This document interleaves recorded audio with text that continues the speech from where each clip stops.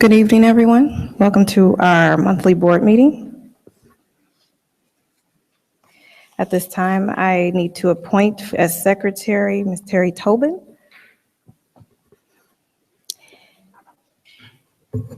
Mrs. Sanders is absent this evening. At this time, I need to appoint as secretary Ms. Terry Tobin.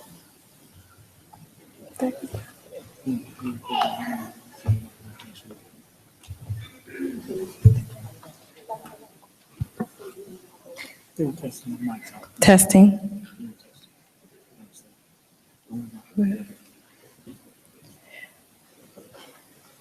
Terry, whenever you're ready.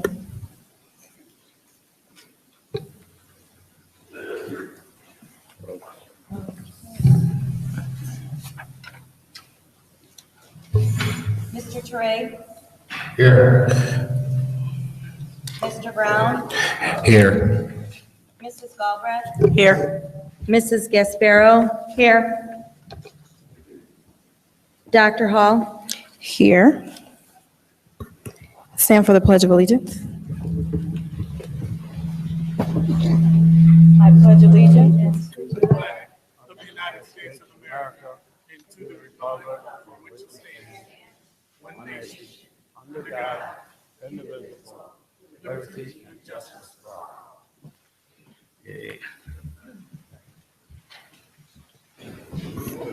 Our first order of business this evening is that we are seating our new board member, Mr. Christian Anderson. Mr. Anderson, please come forward.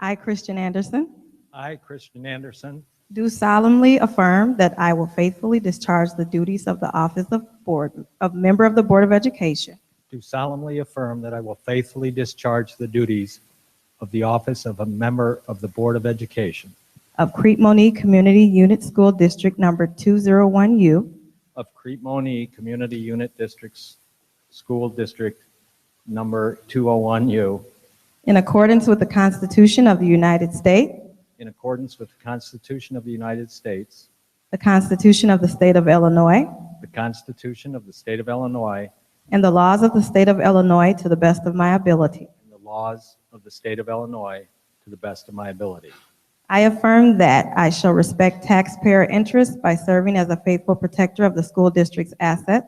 I further affirm that I shall respect taxpayer interests by serving as a faithful protector of the school district's assets. I shall encourage and respect the free expression of opinion by my fellow board members. I shall encourage and respect the free expression of opinion by my fellow board members And others who seek a hearing before the board, and others who seek a hearing before the board while respecting the privacy of students and employees. while respecting the privacy of students and employees. I shall recognize that a board member has no legal authority I shall recognize that a board member has no legal authority as an individual and that decisions can be made only by a majority vote at a public board meeting. as an individual and that decisions can be made only by a majority vote at a public board meeting. And I shall abide by majority decisions of the board And I shall abide by majority decisions of the board while retaining the right to seek changes in such decisions through ethical and constructive channels. while retaining the right to seek changes in such decisions through ethical and constructive channels. I welcome you as a board member of Crete Monee School District.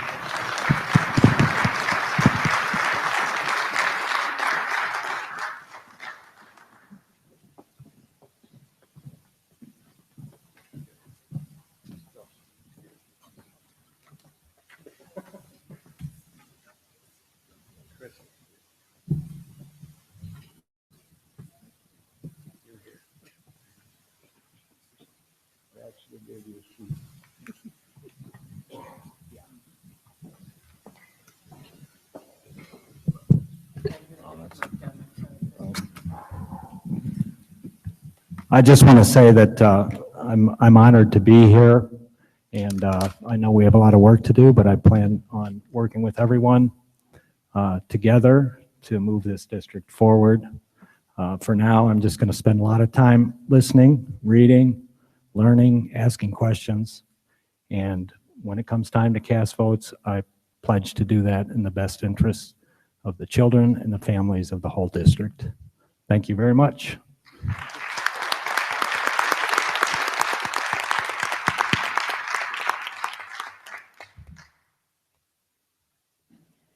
Thank you. Do we have any board members that have comments?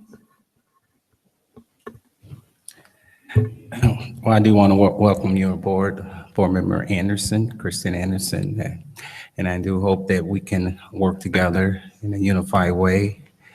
And as I mentioned in your ear just a moment ago, that we do get paid every 2 weeks. Just kidding. But welcome aboard. Thank you. Go ahead. Welcome aboard, Christian. I'm looking forward to working with you. Welcome, and thank you for your service. I'd like to welcome you to the board, Christian, and if there's anything that I can do to help you, even though I'm still pretty new, getting my feet wet, but we can do it together, and just stick your hand up and ask the questions. Welcome aboard. Welcome aboard, Chris. Best of luck to you. Don't hesitate to ask if you have any questions, and please use all the resources available to get your answers. Glad to have you, and good luck.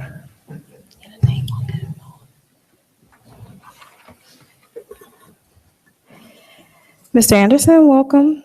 The second Mr. Anderson to sit in the seat. Welcome to our school board. I share the sentiments of my colleagues and look forward to working with you. We had a great conversation the other day, and I'm excited about the things that you can bring to our board. So welcome, and I'm here as well if you have any questions. I told you, feel free to call me. I want to help you as much as possible. Thank you.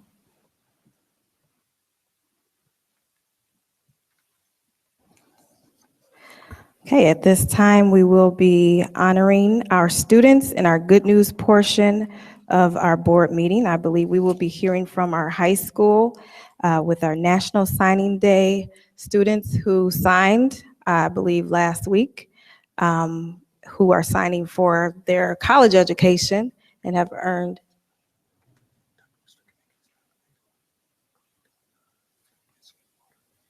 Oh, I'm sorry, change of plans. But we did have 10 students that signed on National Signing Day, and they earned scholarships, and they're very excited about their college career. So we do want to recognize them in that manner. Also tonight, we will be hearing from our Young Women Empowered Water Donation Drive. So can we bring those students forward? Dr. Harden. Board of Education, Superintendent's Cabinet, and all of you, Crete Monee High School family and friends. I say it all the time, I'm the proud principal of Crete Monee High School, and I'm going to address something really fast, and I'm going to get into where we need to talk about. First, we did do a national letter of intent where many students got up on this stage with their families, and we had a joyous occasion as they signed over $2 million worth of scholarships, some for athletics, most or many of them for both a combination of athletics and academics. So in the face of all the things that's happening right now, there are so many positive things. And even though many of them are not in the room right now, can we please just give a round of applause loud enough for those students to hear wherever they are, for the students doing it the right way.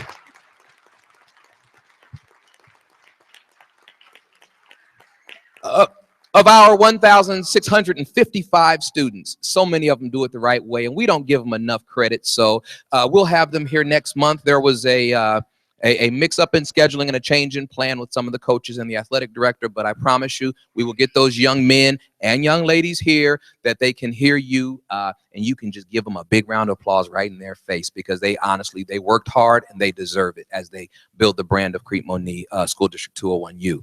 But tonight, we're very fortunate to have, in conjunction with our Young Women's Empowerment, we have some young men that are empowered as well. And I'm not going to spend a long time introducing them. I'm going to let them come up and talk for themselves. They've been doing something that's tremendous and just amazingly awesome. And I'm going to call these 4 young men up to the microphone really quickly. Please clap for these young men as they come to talk to us about something that they're doing.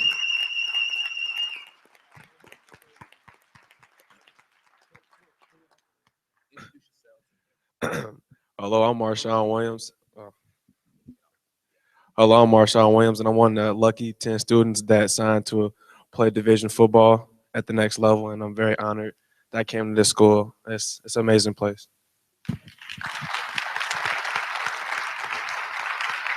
My name is Brendan. My name is Gia. My name is Michael. And tonight we're here on behalf, as you can see, Young Women Empowerment. We're collecting water for Flint, which, if you don't know, they're having a water crisis right now where their water is contaminated. They can't drink, they can't bathe, they can't do anything. They can't wash their dishes, their clothes, or anything. So we're collecting water right now. At this moment, we've collected over 200 cases of water, and which is about approximately 4,800 bottles of water for Flint. That was just last week alone. This week we've started again. This week we've collected about it's only been the first day, we've collected about 60 water bottles this week, or cases of water, I should say. It's really important to us to get these cases and get this water, because the simple necessity of water is just something that we can't live without, and you don't realize it until you don't have it, or you see someone in a situation where they don't have it. So we want to challenge everyone in this room to, I want to say there's about 120, maybe 120 people in here, to 1 case of water. It's not that much. It's not expensive. And even if it was expensive, it's to a much greater cause than money. And that's pretty much it. No, I just wanted to add that you can find us in front of our school every morning from 7 to 7:24, and then after school we get out at 2:15. So anytime after that. So thank you.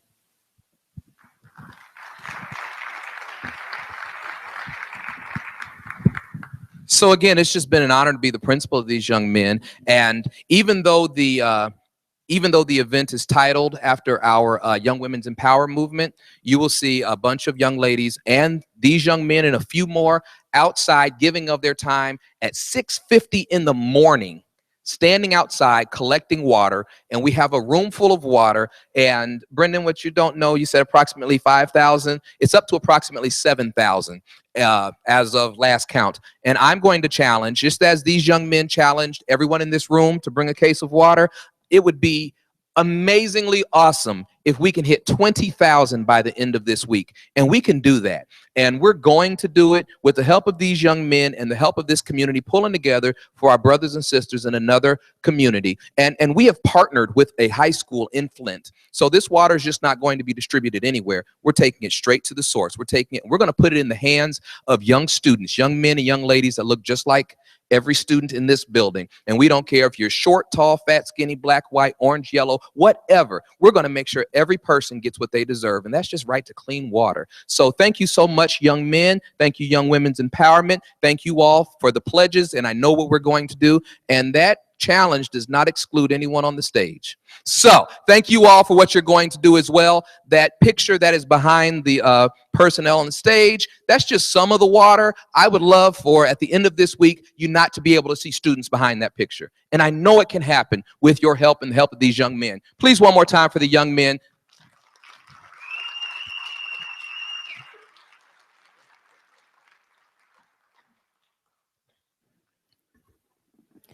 Let me first say, I dropped my case off, Dr. Harden.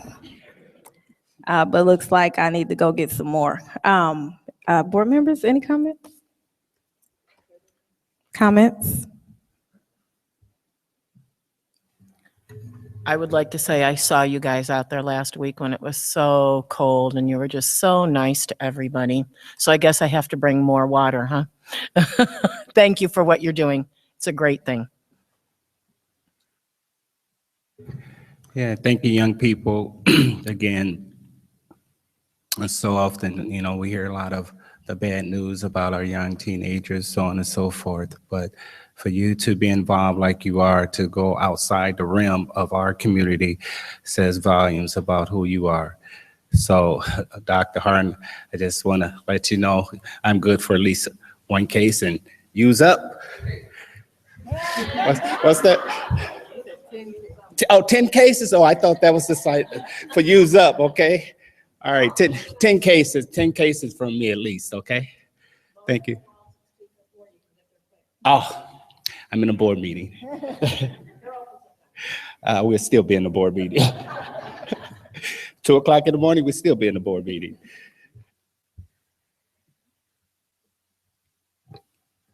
I did not realize that it was going to another high school. I think that's fabulous. I just thought that it was going to be brought to some sort of a community resource in Flint. So I think the fact that our students are partnering up with another school is fabulous. And I have, I guess I've been challenged, Mo's up to 10 cases, but thank you for everything that you do. I think it's fabulous. Keep up the good work.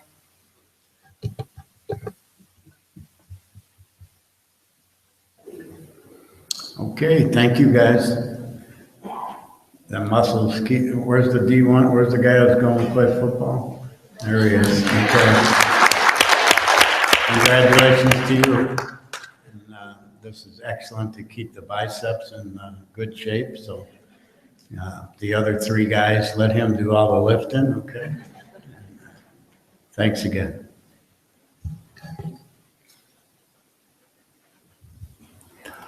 Thanks again for that great work that you guys have done. I know, oops, I'm sorry, I jumped. We do have a 7th board I'll just member. weigh in.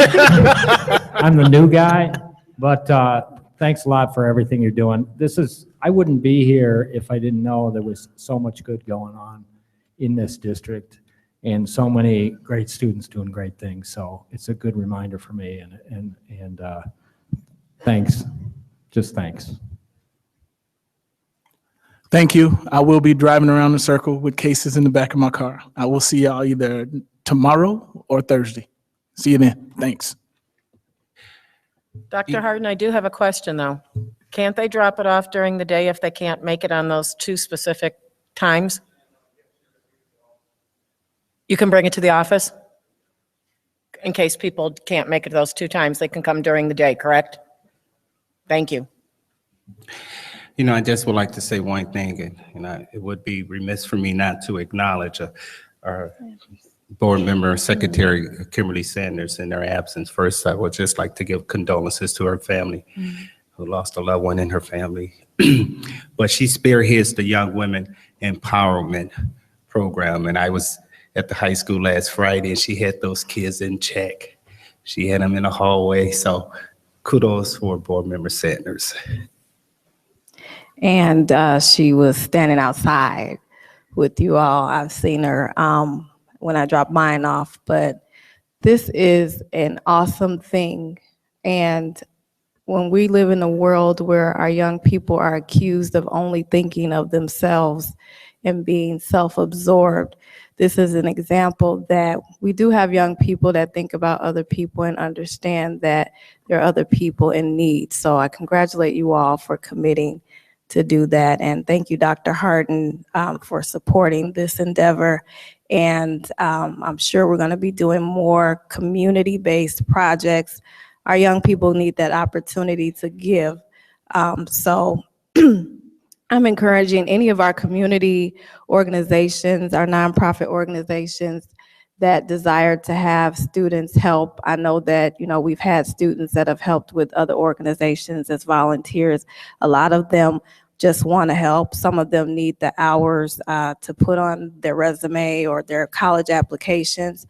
But we do have a student body that knows the meaning of giving, and that's a good thing to be thankful for. So thank you all.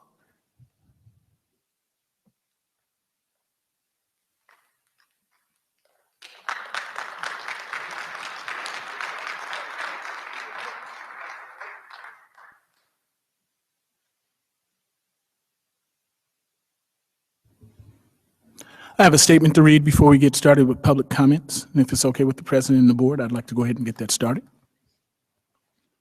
Good evening. I'd like to update you regarding some disciplinary challenges our district has had to face recently. As you probably know, we had a few fights break out in our high school in the past couple of weeks. 5 students involved were arrested for their roles in the fights, and all of the students involved have been suspended. It is our job to educate, not incarcerate, but we will do whatever is necessary to keep our students safe. The 2 students that were involved in the most major disruption are no longer in the school system, and 1 other will be moved to the alternative school this evening, hopefully. I want you to know that we will take whatever steps are necessary to provide a safe learning environment for our students. We do not intend to turn our buildings into a police state, but we have an excellent working relationship with our police department, and we appreciate the fact that when we need assistance, they have been quick to respond in a professional manner. We're working with our faculty, staff, and students to find answers to the problems that face our district and many other districts. There's an old saying that students don't care how much you know until they know how much you care. It is our basis for establishing relationships with our students. We care very deeply about our students, and that will help us to ensure their success. Thank you.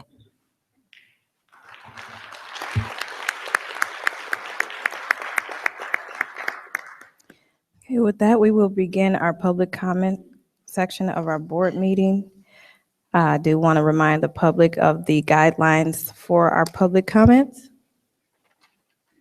I believe they'll be appearing.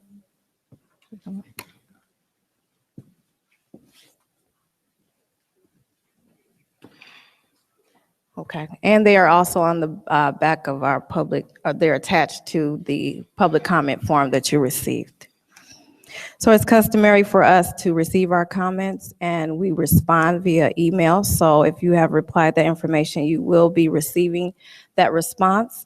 Also, we post all of the responses on our website. So if you're here this evening and you desire to know the responses to those questions that are posed, you can go online and see those when they're uploaded.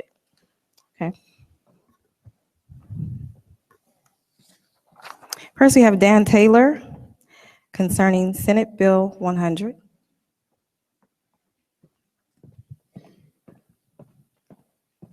Mr. Taylor.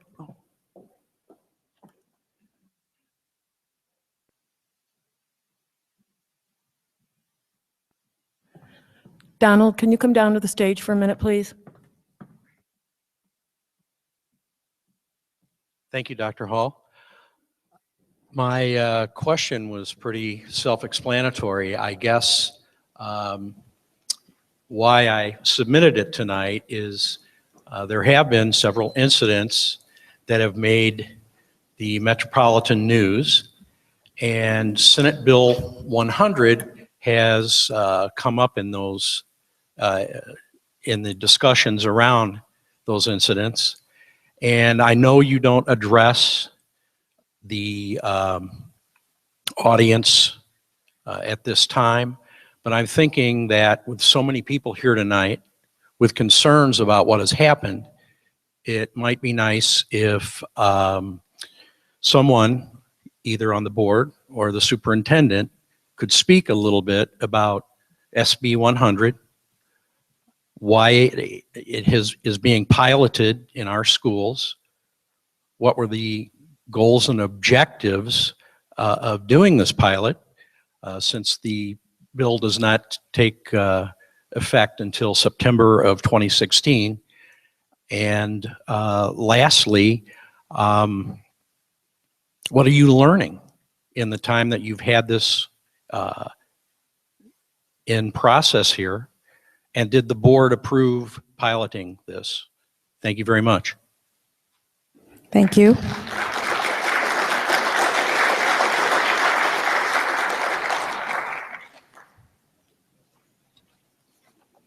Next, we have Bruce Hackle. Comment on real estate values.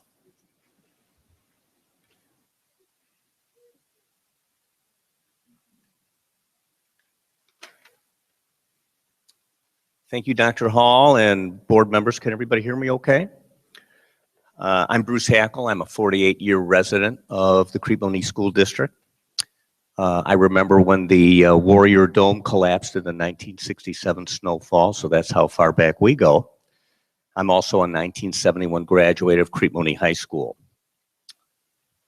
I had the pleasure of serving on 2 of our prior business education partnership committees, which met regularly to exchange information and carry the good news about the 201 district to the community.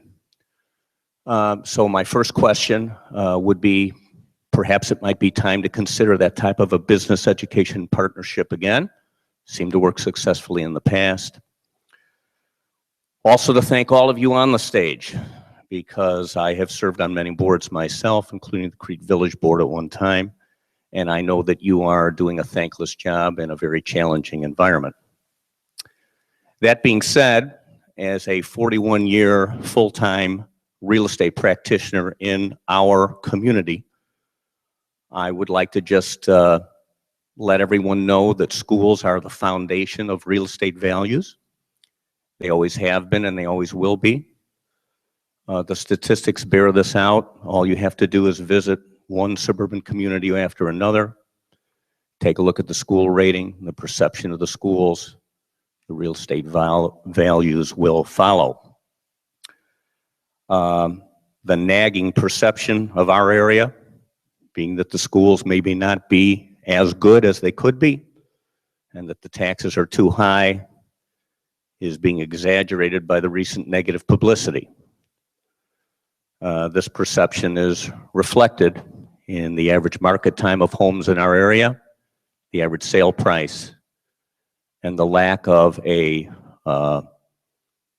vital high-end sales market.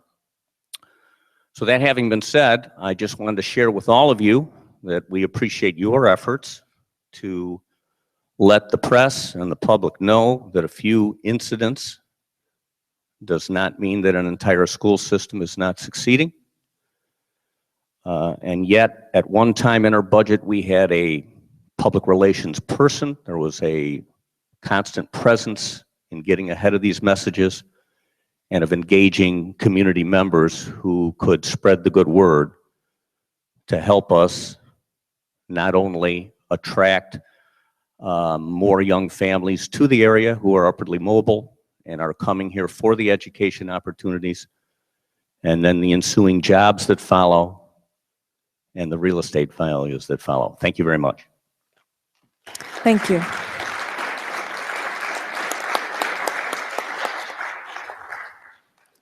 Next, Dr. Latanya Kennedy.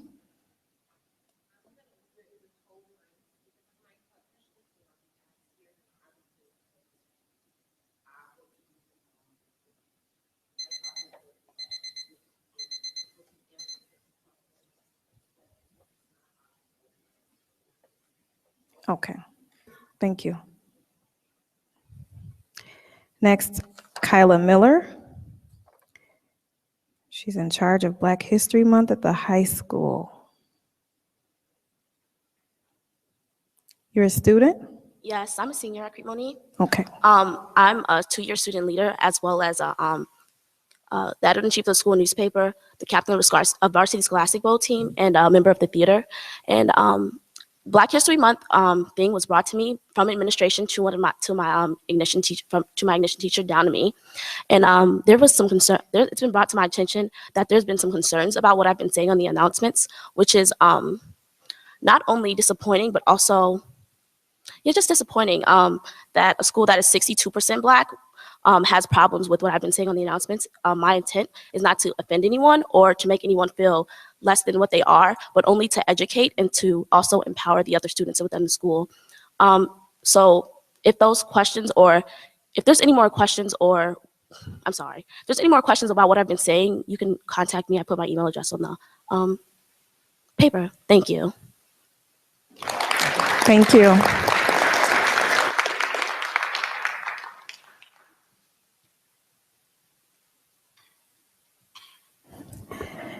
Next, we have Tiffany Beard, NBC Fox 32, Media Public Relations.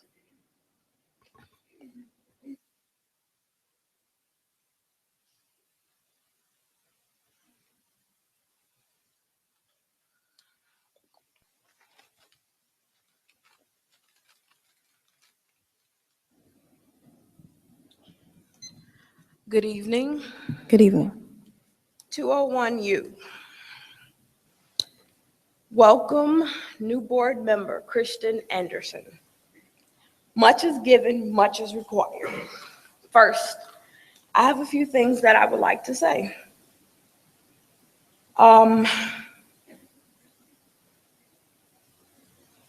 To Crete Monee 201U district via social media networks, news media 201, newsprint.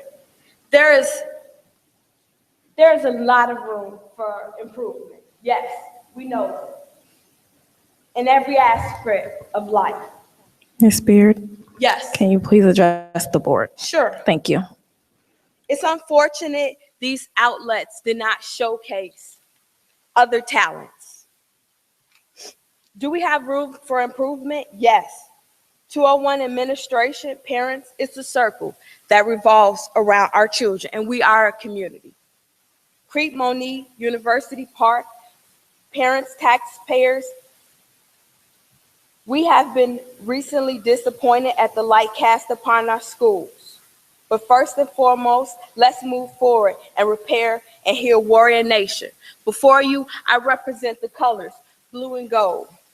So I ask you, regarding media presence, why do we not have a PR presence to address these situations, to get ahead of this negativity? That's my question. Thank you. Thank you.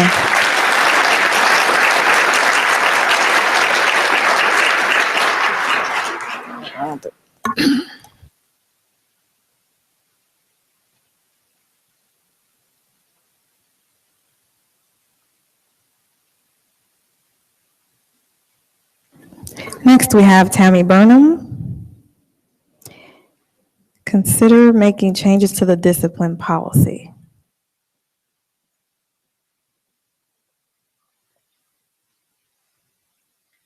Good evening. Good evening. I appreciate Superintendent Cunningham's opening statement. It pretty much addressed everything that I wanted you guys to address. But I did hear or didn't hear one thing. You're going to protect students. I understand that. I also implore you to help protect our teachers.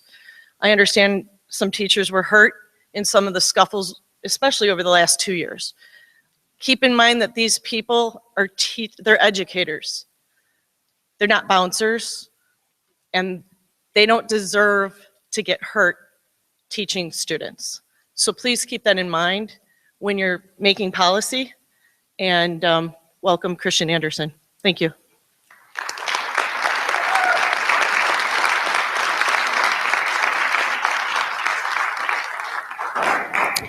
Next, we have Mary Bragg, new board member and issues in the press.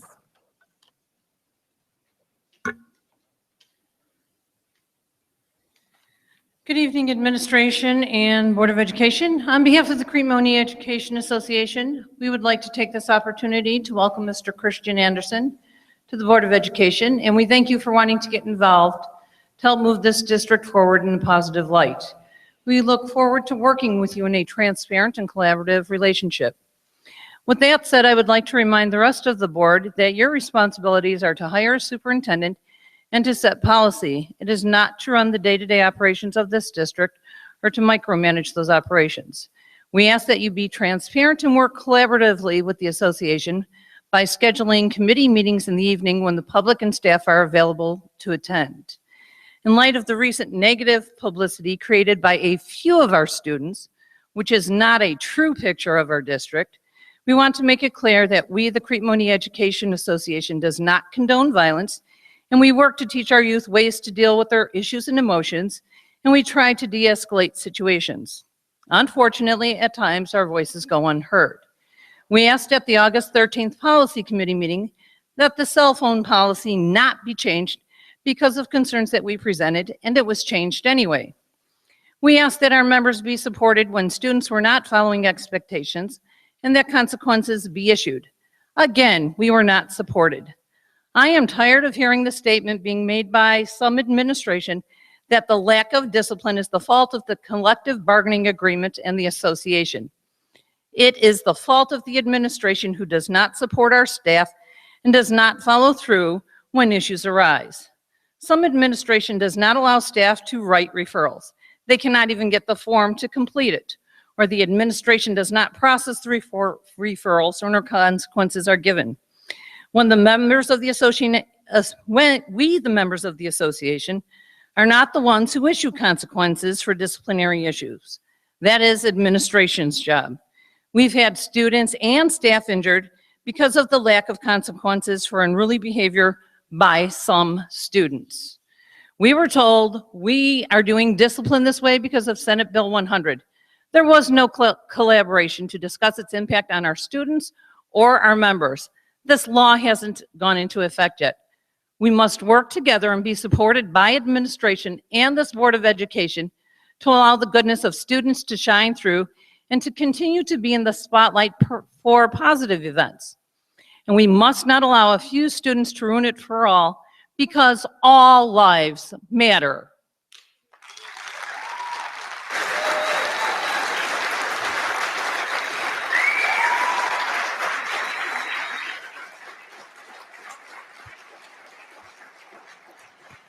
Thank you. Next, we have Carol Millsap, social media concerns and appreciation of the full board.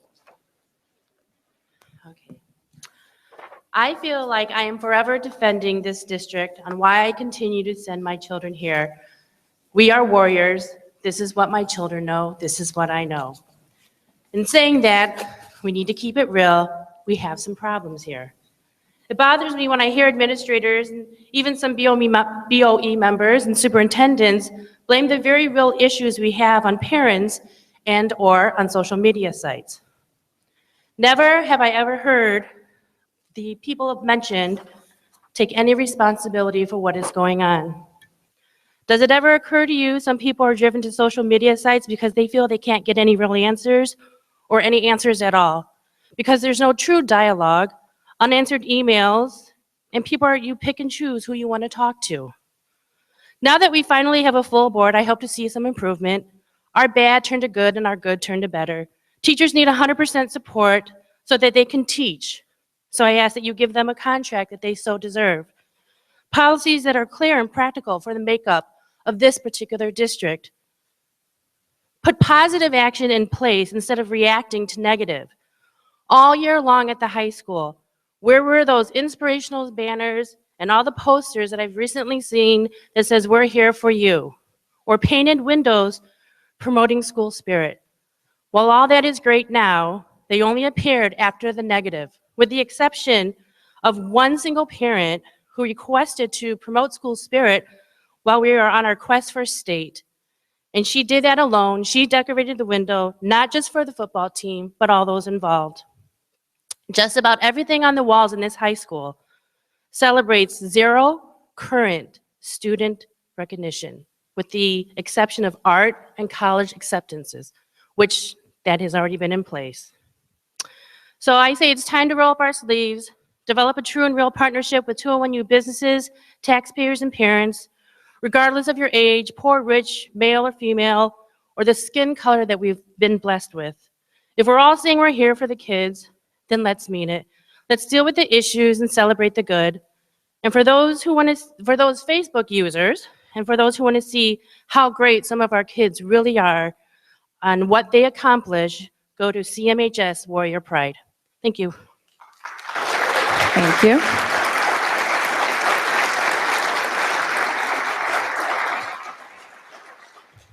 Next, we have Sandy Walters, acknowledging the good within our schools.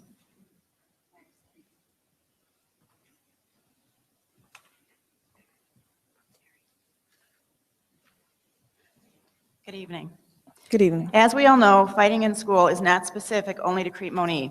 However, over the past several weeks, there appears to have been an escalation in these so-called brawls, which is very concerning.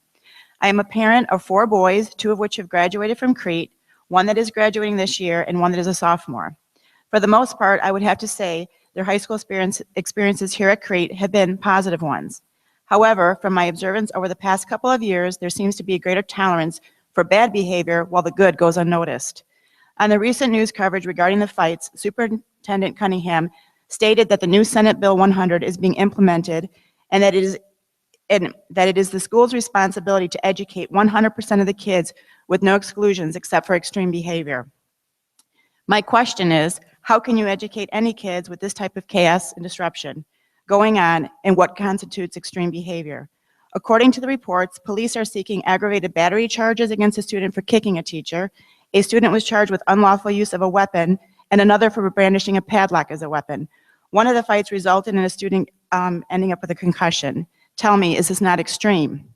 With these types of behavior problems going on, why are we implementing the new Senate Bill 100 now when it doesn't go in effect until September? And why has there not been any communication with parents regarding the implementation of this new law into our school? We have plenty of good kids who come to school to learn and plenty of great teachers that would like to be able to teach but can't because of the behavioral disruptions that go on daily. You need to stop downplaying what's going on and start addressing the problems. You need to stop being proud of the fact that our enrollment in our MEC building is down when we have these kind of behavior problems going on. Taxpayer dollars are paying for this building and staff. Let's utilize it for its purpose, which is not to isolate anyone, but to offer a more structured, smaller classroom environment. You need to stop lowering the standards, but instead raise them back up. At the September 29th board meeting, I stated that not only did I find it embarrassing, but also unacceptable that the picture frames of our all-conference players and teams have remained empty for the past 3 years. The banners in the cafeteria of our team and program captains are not current, but are of kids who have graduated 3 years ago, and our honor roll bulletin boards are empty. Our state scholars and scholar athletes also go unrecognized. 5 months later, I'm still waiting to hear why these things aren't brought up to date. All of the good things go unnoticed. What message does this send the kids that have worked so hard? You seem to be more worried about the political correctness and not addressing the behavior issues instead of recognizing the accomplishments. Maybe if you would acknowledge the good, the others would follow. Thank you. Thank you.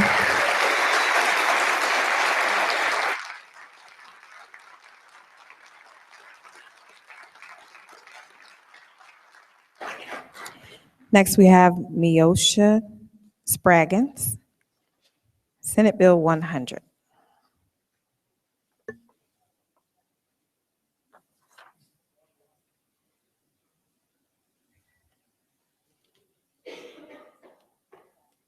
Well, basically, I'm asking the same question that everybody else is asking tonight. Why did we adopt this policy? And I called around Rich South, Rich Central, nobody else has did it but us. So that's my main question. Why are we the only school doing the SB 100 and nobody else out here is doing it? Thank you.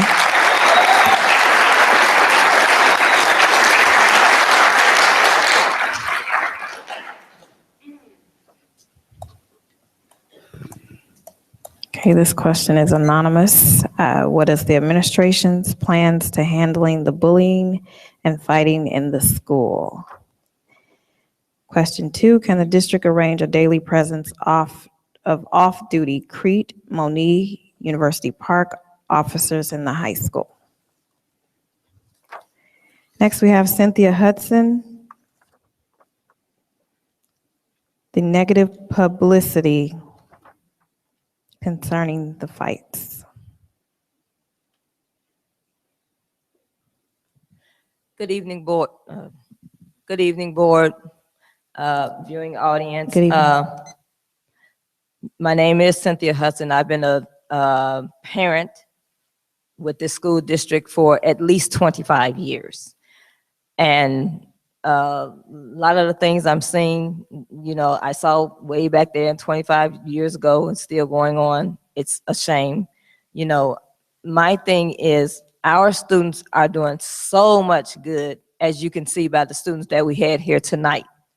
You know, why is it that, I don't know who put the video out, but why is it that you can't focus on some of the good things that our kids are doing? When you put the negative out there, you're not just hurting the school, I mean, those few students that's on that video, you're hurting all of our children. And when I say our children, I mean all of our children, not just the children that look like me. I'm talking about the children that look like me, you, and everybody on that board, everybody that's sitting out in this audience. So whoever put that video out was very irresponsible. And I would like for them to try and find something that's good and positive that our students are doing. There's so many things that our students are doing very well. They're making accomplishments all across the board, not just in sports, not just academically. They're also making accomplishments doing community service. My son is a student. Well, he was a student of Crete Monee High School. He graduated May 2015. My son, I'm a proud mother of an Eagle Scout. We have a lot of community service doing Boy Scouts. So with the schools, all the different programs that they have involved, the Women of Empowerment, the young men that they're doing, there's a lot of community service going on within all of our communities that's done by these students. So when you see these fights, and I heard that the fight was during a passing period, that's why someone mentioned a brawl. Okay, if you have a fight during a passing period, you have a lot of students in that hallway at that time. So if you have two students fighting and a lot of students passing, it will look like a brawl, and it wasn't a brawl. So don't just say our kids are here fighting all the time, brawling and everything, when that's not true. Put something true out there that's positive, that's going to uplift our students. You know, I think the board is doing a fabulous job. I hope you all continue to work well with each other and talk to each other and communicate with each other. Call on me anytime. You all have my support in whatever you need. The students have my support in whatever you need. And that's what we need. We need all of the 4 communities to come together for the good of all of our students. Because I consider all of these our babies. This is our future. So we need to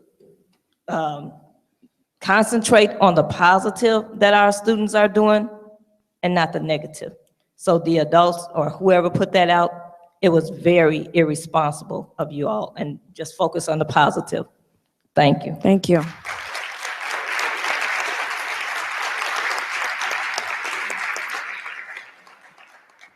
Lastly, we have Ruth Greenwood. Desire to work with the school board and community around the issues of school discipline. Hello, school board members, and hello, Hello. community. My name is Ruth Greenwood. I'm with the Chicago Lawyers Committee for Civil Rights Under Law. I run the Voting Rights Project, and I work closely with Candace Moore, who runs the Educational Equity Project. You can probably tell I'm from a lot further south than here. I'm from Australia, but I've been in America nearly 10 years. The work that I do in local communities is trying to help local democracies, like this school board is, function effectively. So to make sure that people's voices are heard and responded to, by their elected officials. And so we wanted to offer our support however we can for the school board and for the community.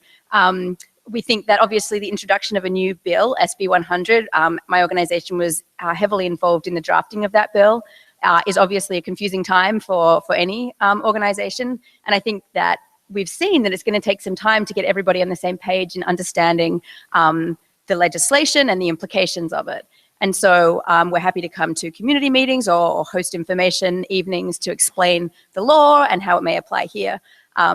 We just hopefully can be a resource to all of you. We think you guys are doing some really good work, and it's so great to hear so many people talk about the positives that are here, as well as trying to work through some of the negatives. Thank you.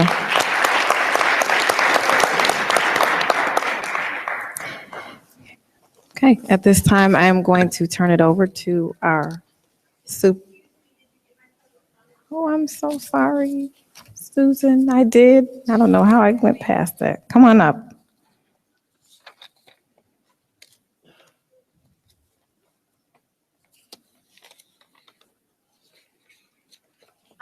Board of Education, administrators, guests. I'm from Balmoral Elementary. My name is Susan Duran, and I'm a teacher there.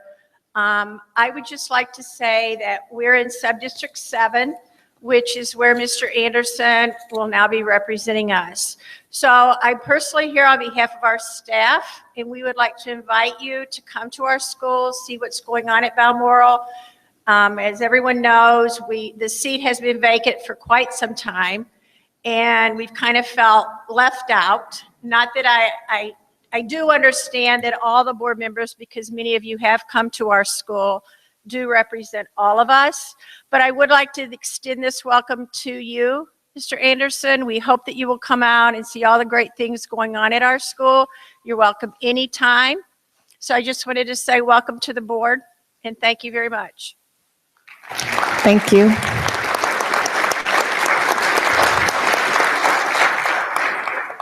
My apologies. Okay, at this time, I do want to turn it over to the superintendent. At this time, I'd like to call up the high school principal to go over the plans that he has. Are you ready, sir? Let me state that we were planning to do this under our administrative updates, but I think it's imperative that we give this information at this point, so. Okay, it might be easier if you all come down from the stage, just so you can see without twisting your necks like an owl. Good evening, my name is James Harden. I am the proud principal of Crete Monee High School. It is an honor and a pleasure to serve in this capacity. I have 1,655 of the most amazing people that walk these hallways and call me Dr. Harden on a daily basis. I'm so proud of the students. It's just, I can't speak enough good about the students. I'm very proud of the staff. I can't speak enough good about the amazing teachers and paraprofessionals and all of those that we call the Crete Monee High School family. Forgive me, I'm going to talk and pull up a presentation for you.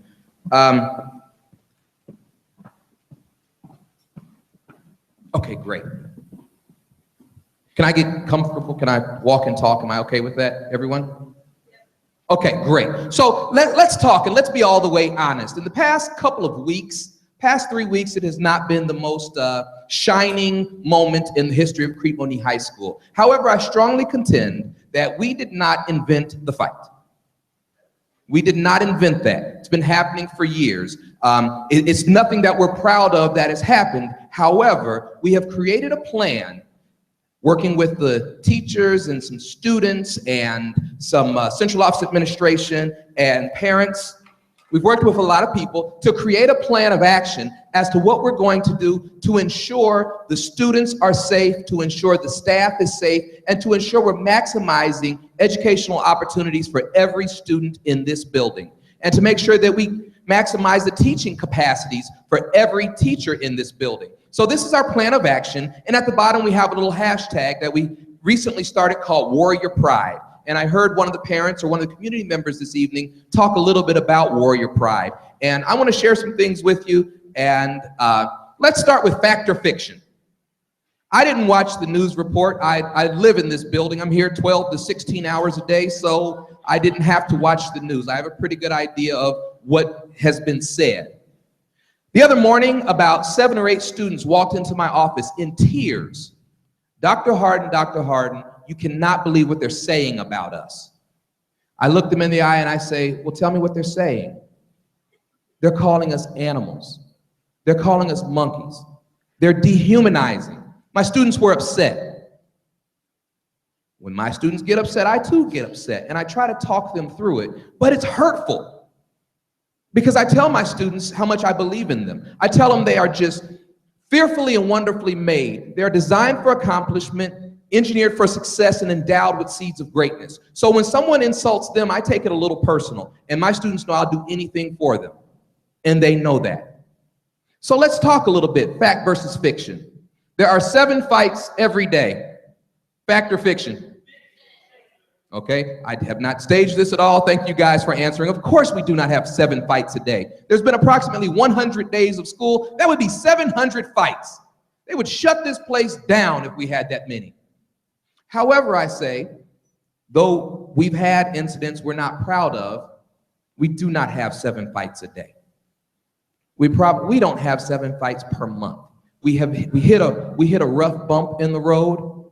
However, we have a plan to address that.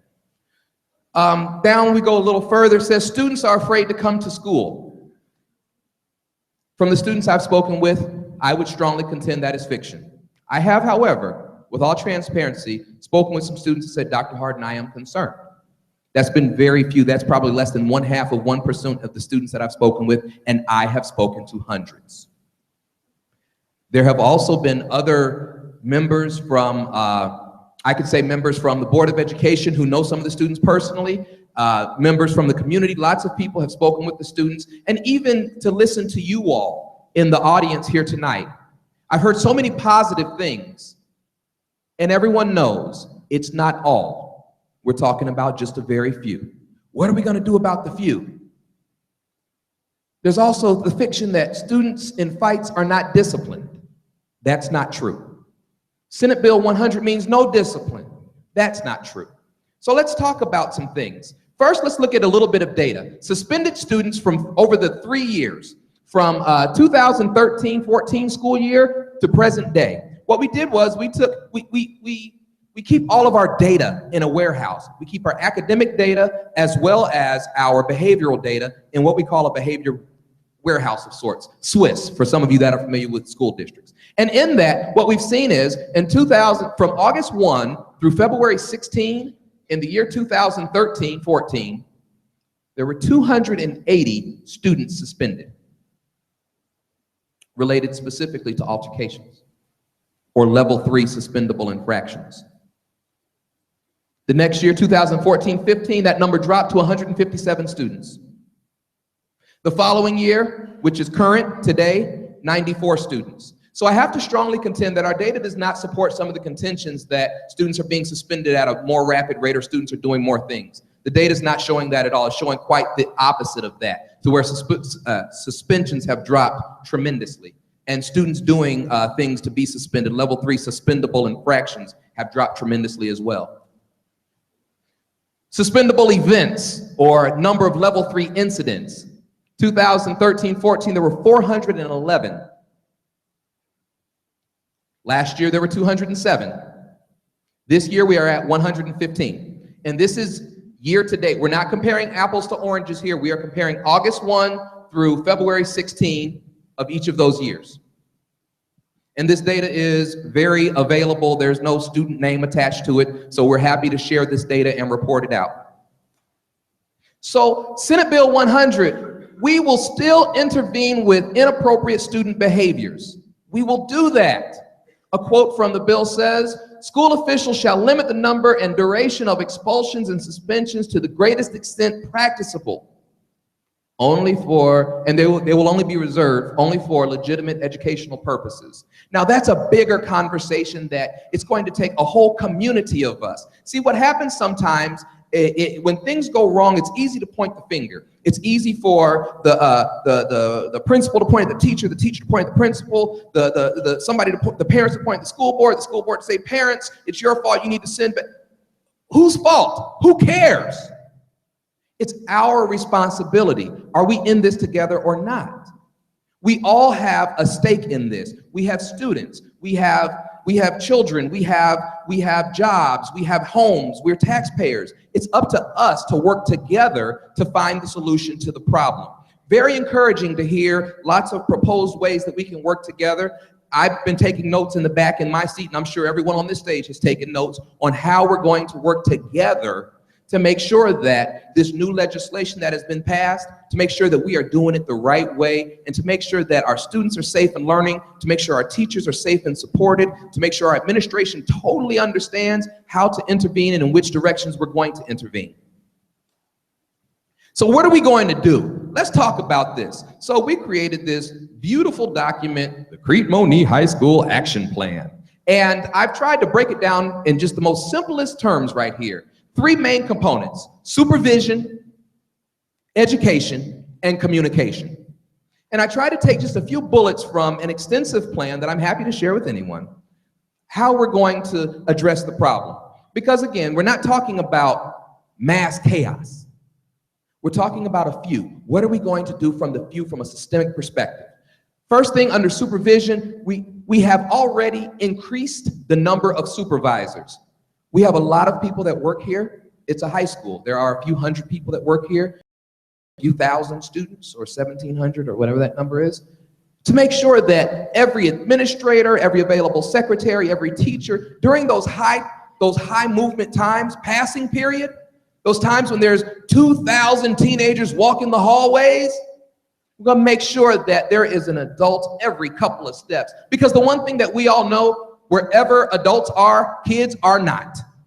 So wherever, the idle mind is the devil's work. So if we can keep those students moving all of the time, and to make sure that there is a supervisor spaced out in every few feet, that's one thing that we've done so far, and that's one thing we're going to continue to do. And when people are not where they're supposed to be, it's up to the administration. And as the principal, I shoulder this. It's up to the administration to say, hey, we noticed that, you got B105 and you weren't there. Hey, we really need you out there because, we're working together. It's up to me, or it's up to the administrative team, to make sure that we train all of our supervisors and hold them accountable, to make sure they understand the concept of active supervision. It's one thing to just stand somewhere and whistle, but it's another thing to be active in engaging students. Hey, we see you standing there. Hey, guys, you gotta move. You only got 5 minutes to get to class. A lot more of that. God help me if I trip over this thing. Also, we have a Plasco system. Some of you have seen it. It's a system where the board approved, I believe, in December. Am I right with that? It's a system where students don't have to walk all the way from their class to the attendance office. We have a mobile unit that our security wears and that our deans wear, where we can scan their ID and students go to class instantly. Because you all know from your time as teenagers, it takes about a half hour to get from your locker to the attendance office. And then it takes about another half hour to get back because you're gonna take the scenic route. Well, to prevent the scenic route from being taken, we got them in the hallways, and they've been working, and we've seen a tremendous decrease throughout the month of January in the number of students tardy, and also the number of students that are extremely tardy because they goofed off in the hallway. Also, the restricted movement list, some people call it a no pass list, but to identify the specific students that can't necessarily handle the freedom of moving in the hallways and restrict them to make sure they are escorted to places they need to be.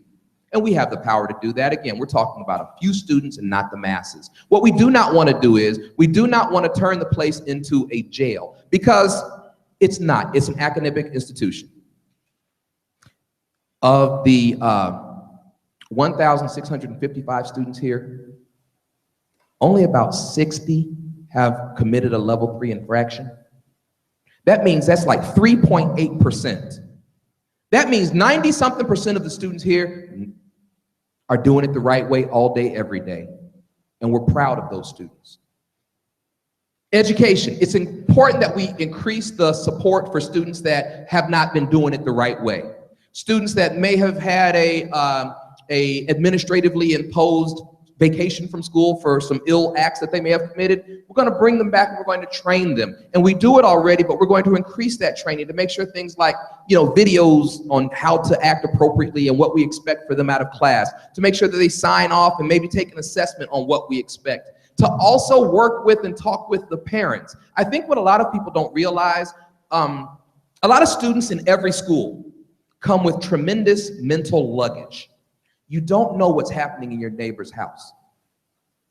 Actually, nobody knows what's happening in your house. Our students are feeling that. And sometimes when a student acts out a certain way, it's only a reaction of what's inside. A good friend of mine says, whenever you get squeezed, whatever's on the inside comes out. So we don't know the home lives of every student, and some of them we do know they're hurting, and they're hurting tremendously. So we have to increase the supports for them by helping the parents and it's going to take all of us. For all of the comments that I've heard, I have a student for each one of you that needs to be mentored. And we are welcoming. Some of you in this audience know right now, if you come up here and say, I want to talk to the principal, I break my neck to get to you, and I will walk you through every corner of this building.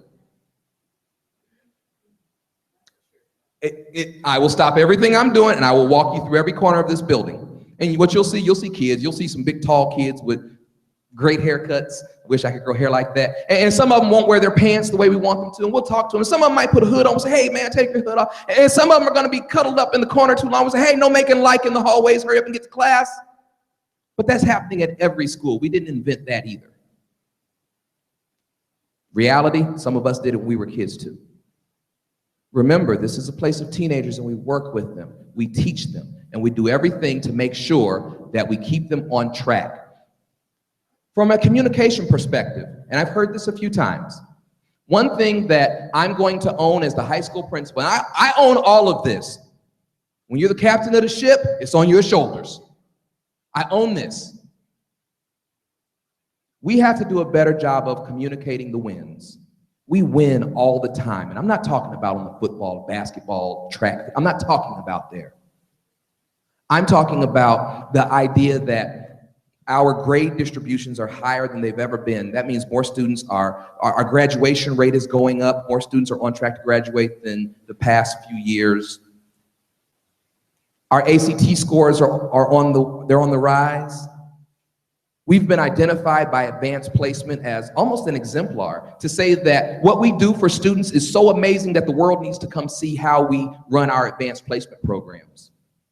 I think we can also do a better job communicating that almost 25, maybe even more than almost 30% of our senior class leaves here with some kind of a college credit.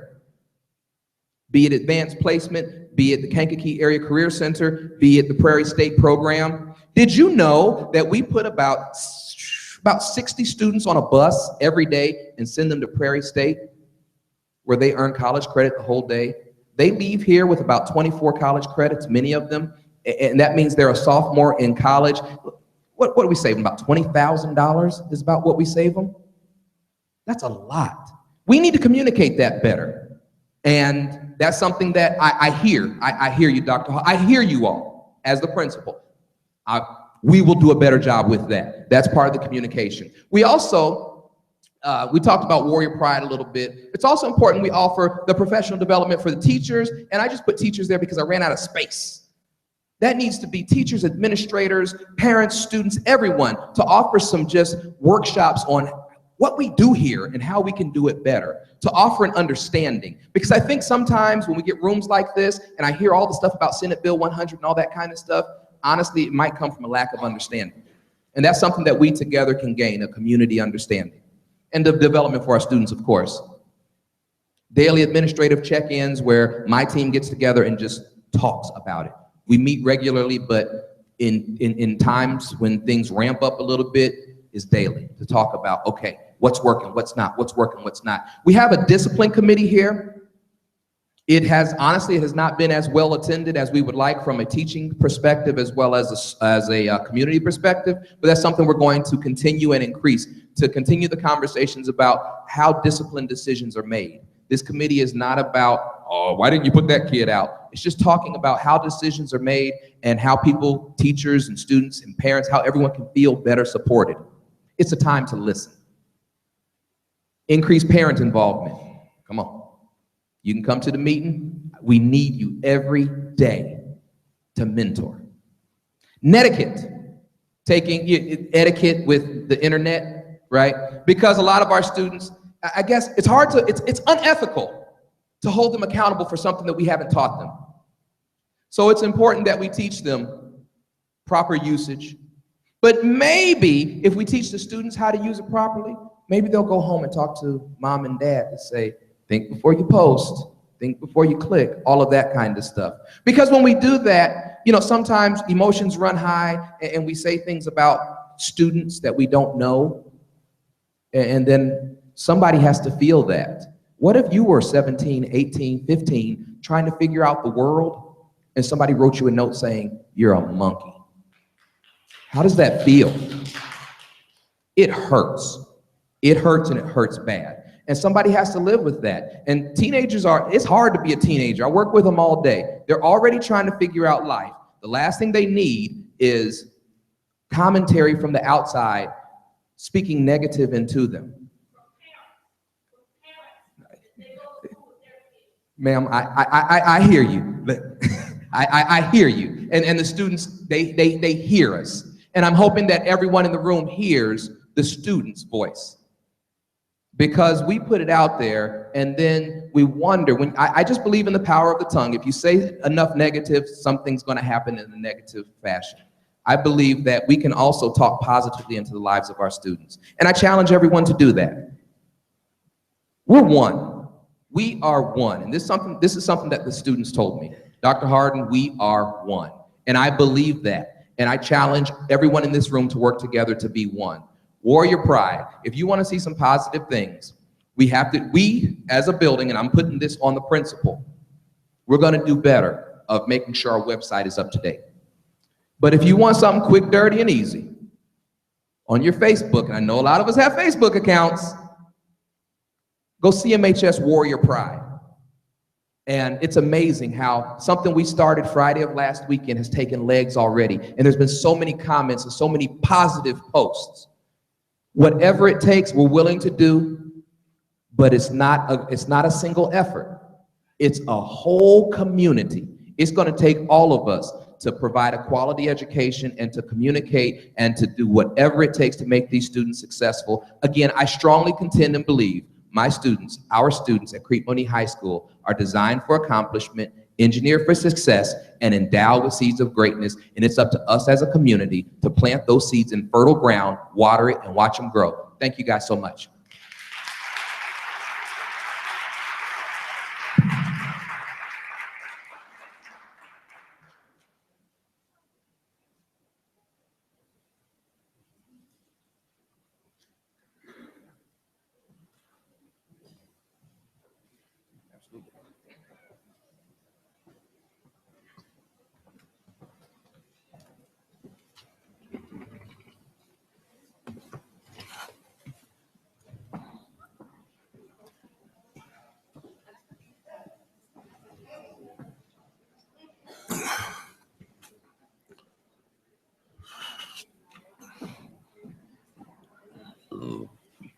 Excuse me.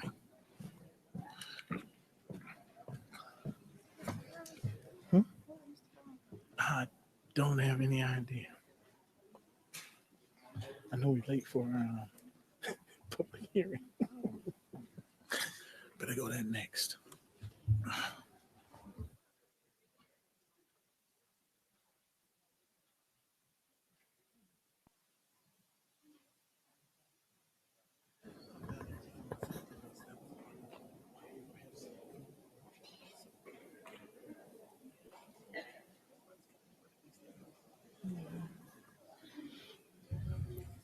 Thank you, Dr. Harden, for that presentation and that important information. I do want to say to the public before some of you leave that we are working on an event, a community workshop that we are planning in conjunction with the education committee, the school board education committee. And at that event, we will be covering a lot of relevant information. One of the topics that we will be covering is Senate Bill 100, because we do want to make sure that our community knows the true information regarding that bill. It can be a little confusing trying to really understand what the bill is designed to do. And of course, as a district, we do have to abide by the law. But we are in preparation for getting that information to you. So look out for that. I believe we are solidifying a date this week.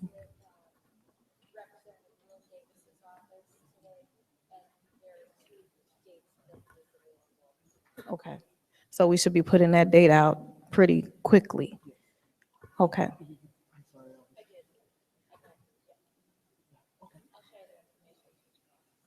So please look for that. It will be an evening, and it will be about 10 or 12 workshops surrounding various topics that are relevant to our community and education in 2016. So we will be putting that information out fairly soon.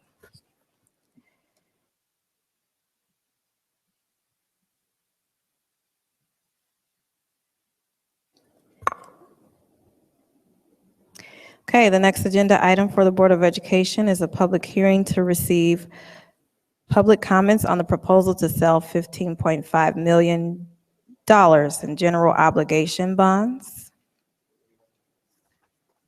So we do need to open our hearing regarding this. The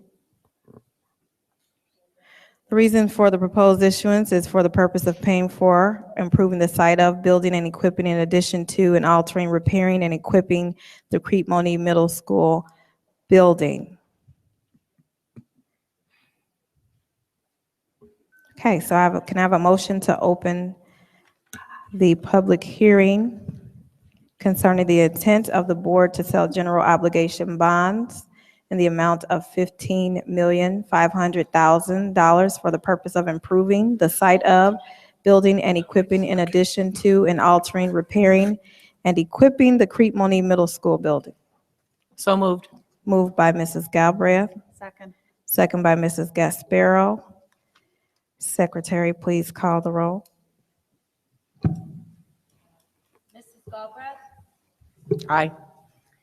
Mrs. Gasparo? Aye. Mr. Anderson? Aye. Mr. Toure? Aye. Dr. Hall? Aye, thank you. The hearing is now open. At this time, I would like to bring forth Dr. Grossi for his presentation prior to receiving comments. Thank you. Should we come back now, Dr. Grossi? No. Yes, yes. We get our exercise on the board.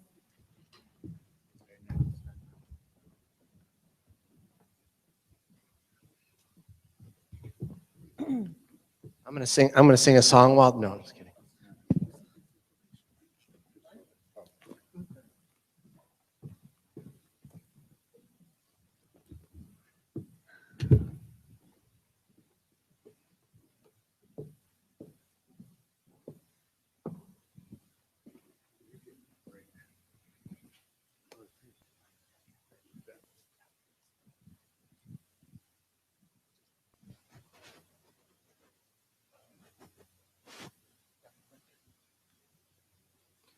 Thank you. The purpose of tonight's meeting is to hold the public hearing regarding the bond issue. This is a legal requirement. There'll be no votes taken on the bond issue tonight. I want to start with an update since I was last at the Board of Education in December. In December, the Board of Education approved an application to the State Board for the Qualified School Construction Bond Project program. and there were 192 school districts that applied. We expect that it was going to be an aggressive application. And the State Board of Education last week picked the top 29 school districts. That's how far it went down to get to the $492 million of allocation. Since Crete Monee was ranked 79th, they did not receive the qualified school construction bond application granted. Secondly, the financial condition at the state level continues to erode. The 2015-16 budget, as most of you know, has not yet been adopted. And as a result of that, there's been considerable discussions, including from the state superintendent of schools, about how the lack of a budget may even impact funding, especially in terms of general state aid paid to school districts before the end of the fiscal year. And thirdly, the district has considered multiple options for issuing debt over the last year or so. As interest rates remain near historic low levels, the most viable option is to approve a traditional bond issue. The recommendation is to issue $15.5 million in bonds to pay for, and it's in quotations because this is the only authorized purpose to pay for these bonds, improving the site of, building and equipping in addition to, and altering, repairing, and equipping the Crete Monee Middle School, and to restructure its existing debt. The next few slides are going to talk about the reasons why this recommendation comes forward. First of all, I've been working with school districts for nearly 30 years, and in my lifetime of working with school districts, I think that the times currently have never been more challenging, and I fully anticipate that the times going forward are going to be even more challenging. Some of the things that are affecting the state of Illinois, including high unemployment. The unemployment rate in Illinois is higher than any of the states that surround the state. Our state tax base continues to erode as businesses continue to move out of Illinois into areas that are aggressively pursuing them. Pension crisis, as we all know, there's a huge pension crisis that it's very possible may be shifted to school districts as a way to alleviate some of the stress at the state level. Chicago Public Schools has another huge crisis that almost seems insurmountable. And that's going to take a lot of money, and presumably some of that money may come from the state, which may squeeze funds away from other school districts. Aging population. The state of Illinois is one of the fastest aging populations, which means that as time goes on, there'll be more people, or a higher percentage of people, collecting benefits than working to help pay for the benefits, and this is going to put a long-term strain on the state. And as you know, the state has a huge budget crisis that needs to be addressed. So the primary basis of this recommendation is this, is that at the start of this fiscal year, the district had about $33 million in the bank. That's about 5 to 6 months worth of fund balance reserves. I would consider that a fairly healthy fund balance reserve, probably in the 50th to 60th percentile. The district has a project that's going on now that's going to cost about $15.5 million. The district has two options. They could use current fund balances, which would bring fund balances down to the $15 or $16 million level, which is under 3 months worth of fund balance reserves. Or they could borrow money to pay for the capital projects and preserve those fund balances for future operations of the district, which I'll talk about more going forward. It is my contention, and I work with as many school districts as probably anybody in this state, that a district that has three months of fund balance reserve or less going forward is a very vulnerable school district. It's very vulnerable to things that could impact them that are out of its control. In particular, I'm concerned about the state of Illinois shifting pension costs to the school district, which would increase expenses to the district by about 9% of your certified staff salaries, estimated. Part of the new Senate Bill 1, which is going to be introduced probably next week, is going to have a property tax freeze of 2 years. And although that's good for the taxpayers, one of the primary sources of revenue is that when they have 0% growth. And then the district's going to continue to have major capital needs. This funding does not address all the capital needs of the school district. And going down the road, the district will have to utilize fund balances to address those needs. The benefits to accepting the recommendation of using the bond proceeds are, number one, as I mentioned, to strengthen the district's overall financial condition. If the district uses the $15.5 million of borrowing, again, it'll be able to keep fund balances over $30 million, notwithstanding whatever the operating deficit's going to end up being or surplus for the year. The second thing is that, which I'll show in a moment, is that by doing this bond issue and doing a refinancing, it'll stabilize property taxes for debt only over the next 9 years. And I'll show an example of what the estimated impact is going to be in a couple slides. Consequences of no actions. Depleting 50% of the district's reserves will likely result in increased vulnerability due to the state's financial crisis. Two is the district's state financial designation dropping from financial review, which is currently rated, there's 4 ratings, to financial warning, which is the lowest rating. Second to lowest, excuse me. 3 is a need for additional cuts to staffing and or programs. If the district is in a situation where fund balances are draining and their deficit spending, it puts an added pressure on making decisions that will require balanced budgets, which may have an impact on students depending on how deep the cuts have to be made. The possibility also exists by decreasing fund balances that the district's bond rating would also decrease. And it would also delay, perhaps, the implementation of a preventive maintenance plan because the district would not necessarily have the existing fund balances to address those. If you look at the chart on the top, the red bar, this is what the district's current debt looks like. Much of this debt was through the construction of the new high school. But right now, the total debt service in 2014 for the debt was $11.7 million. As the bonds were structured in the past, that annual debt levy is expected to grow to $15,280,000 over the next 9 years. Then the debt is expected to decrease through 2025, and then the district is projected to be debt-free from 2025 on.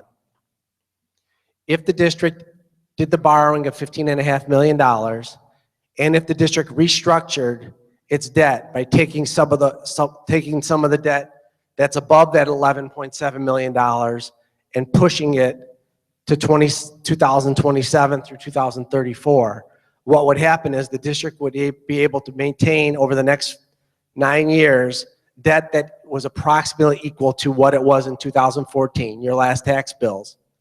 And then taxes would drop, but would not go down to zero as in the previous deal. So the downfall to the taxpayers is not that taxes are going to go up initially, not that taxes will go down over the next 9 years, but it will just be that starting in 2027, instead of the district being debt-free, the district will have a tax levy of about $1.8 million. And again, that's compared to $11.7 million that exists right now. As far as how it would impact the taxpayer, these are numbers based off of a $150,000 home. That homeowner currently pays as a portion of their tax bill $940 for that $150,000 home towards the district's debt. That number would grow to $1,226 in 2023, and then would drop all the way to zero in 2025. With the proposed bond issue and a partial restructuring, the taxes will stay roughly at $940 for the next 9 years. But again, the one consequence to the taxpayers is that in 2027, 11 years from now, instead of the district's debt being zero, it'll be $146 a year.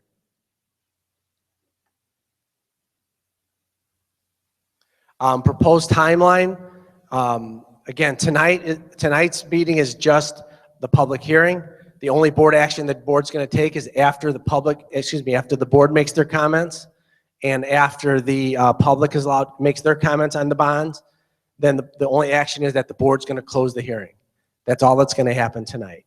If the district was going to go forward, what would happen as a possible schedule is in March 2016, the district would take action to approve the bond sale and sell the bonds to receive the funds.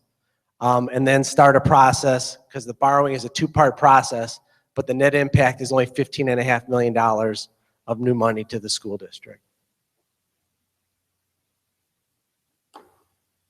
And that's all I have. And then the questions could be during the public hearing, and I can help answer the questions. Thank you.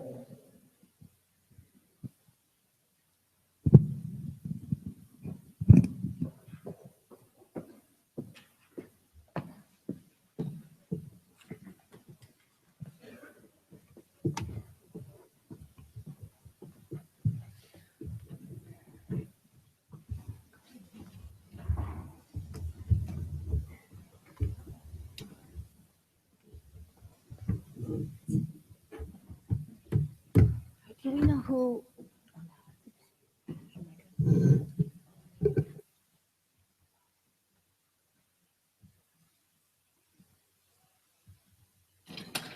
Hey, thank you, Dr. Grossi. At this time, I do want to open up for any board member comments.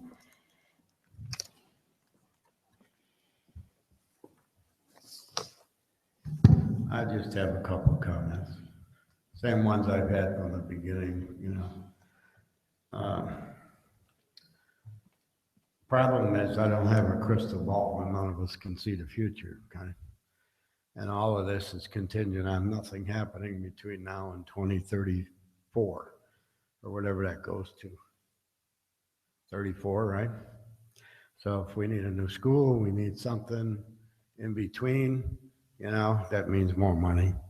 We got to get the money someplace. And, you know, we have no idea what the state's going to do, whether we're going to get funded or not get funded. So I am very reluctant to borrow any more money till we are more stable and know what's going on. So that's my feelings on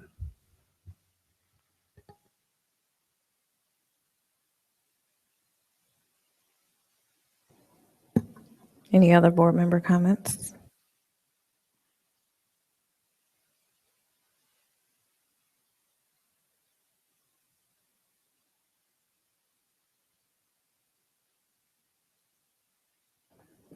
Okay. At this time, I would like to open up for any comments from the public. If so, please come forward.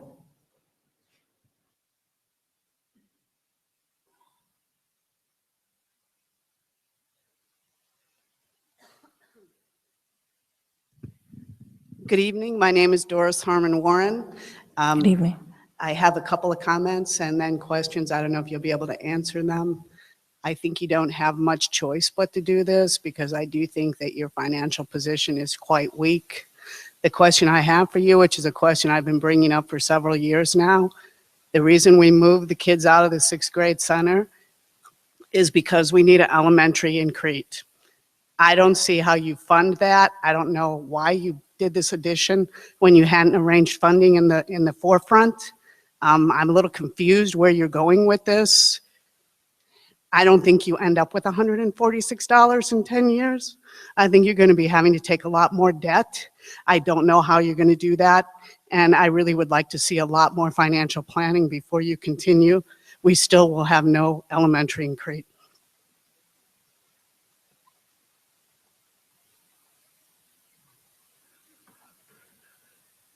It's my understanding that in October of 2014, the board approved at that time a $89 million project. No, that's not true. Go ahead with your statement, Mr. Tan. It's not a statement. Was that a question? Mr. Or you Brown has just? the floor. I'm sorry. You have the floor. No, I just, you made a statement, and I said. I was asking a question, Mr. Brown. Okay, well, I apologize. Please ask your question again. My question was, did the school board in October of 2014 approve a comprehensive building plan of almost $89 million? Okay, you're saying the plan, not we approved $89 million to sell it.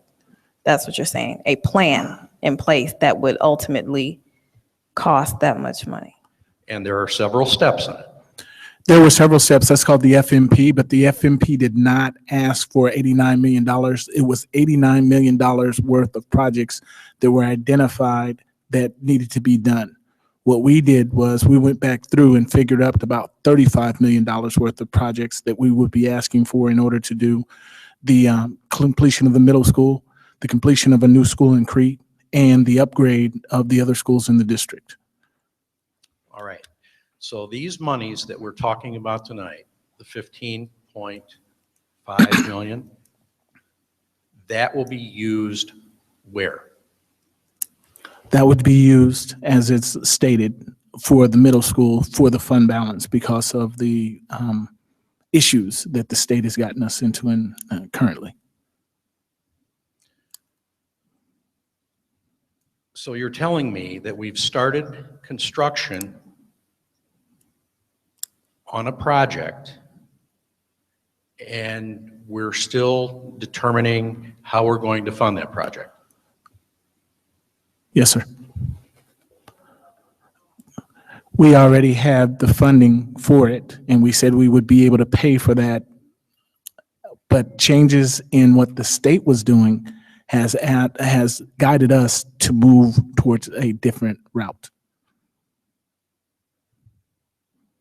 You know, one of the things that Mr. Ture was saying, we didn't have a crystal ball when we started this. I understand that, but you were going to use the very reserve funds that this gentleman was saying we should not use. Is that correct? That is. That's why we started digging the hole in the ground. Making sure that we understand as we're moving forward. He's making that recommendation now. That was not the recommendation that was made beforehand when we had our bond agents and all of them looking at this moving forward. Where we've gotten into our challenges here are with the state of Illinois and what's changed in the last about 18 months. Are we under any obligation to continue the project in University Park? Yes, we are. What are the costs of stopping the project in University Park? I do not have those available at this time. Thank you for your time.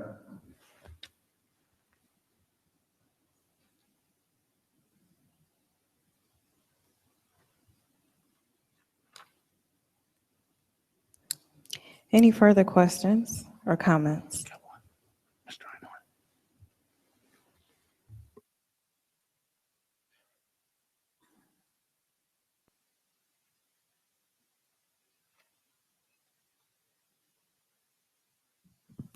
Up till now, I've been very blessed by Dr. Williams because she's allowed me access to Bob Grossi, Dr. Grossi. And I spent several meetings with him and we discussed a variety of different approaches to doing what we're trying to do or what you're trying to accomplish. I encouraged him in a couple of different meetings, and I've actually stated this to, I believe, some of the board members, that I felt it was important that we try to, and I think my colleague, Mayor Farquhar from Monee and Vivian Covington from University Park, one of the goals we thought would be laudable would be to try to level the debt service over the next 10 years. So they took that to heart, and basically the financing that they've come up with on various occasions kind of try to take that into account, as you can see in the lower illustration with the green arrow or with the green line. As I understand it now, or let me back up a second. The last plan that I was involved with listening to was to borrow 33 million, roughly. 16 of that was supposed to go to the middle school. 17 was unaccounted for as to what it would be spent upon. Coupled with that, there was to be an $8.8 million borrow or bond that would be used to level the increase in debt payment that is not forecast, but is actually part of the debt service that you see by the line. The red line is going up to the 1.226 million. Am I correct? We've never really talked about the 8.8 million. At least I don't think a lot of people understand that. But in essence, what you're trying to do here, as I see this, is you are basically rolling 10 years worth of working cash bonds into one borrow, because you're gonna offset whatever you pay out of your reserves now with the 16 million that you want to borrow, and you'll just use it up as you get farther down the road towards the 10-year mark. It would prevent you from it would mean that you wouldn't have to probably borrow extra cash to keep your fund balances high, which you would most likely have to do if you didn't do the borrow. So it does something now which you would probably inevitably have to do anyway as we got farther down the road. Would that be an accurate statement? Okay. I think the thing that bothers people the most here is that since we don't know, as Mike Ture alluded to, we don't know what's going to happen over the next 10 years. We all need to cross our fingers and make sure that we don't go out and borrow any more money, because I think that would be somewhat disingenuous. The sad part about this is this whole thing is being driven by taking the 6th grade kids out of the old high school and moving them to the middle school for the purposes of building a new elementary school and then closing the 2 current elementary schools in Crete. That part of the equation, or the promise, if you will, is not shown anyplace here. And I think that people are kind of upset about that. But quite frankly, I don't know whether there's really much choice at this present time. So the real question is, can we limp along for 10 years until 2025 before we do anything with those 2 elementary schools? And secondarily, what happens to the 6th grade center once they have been moved over to the middle school? And I'd like for somebody to address that, please.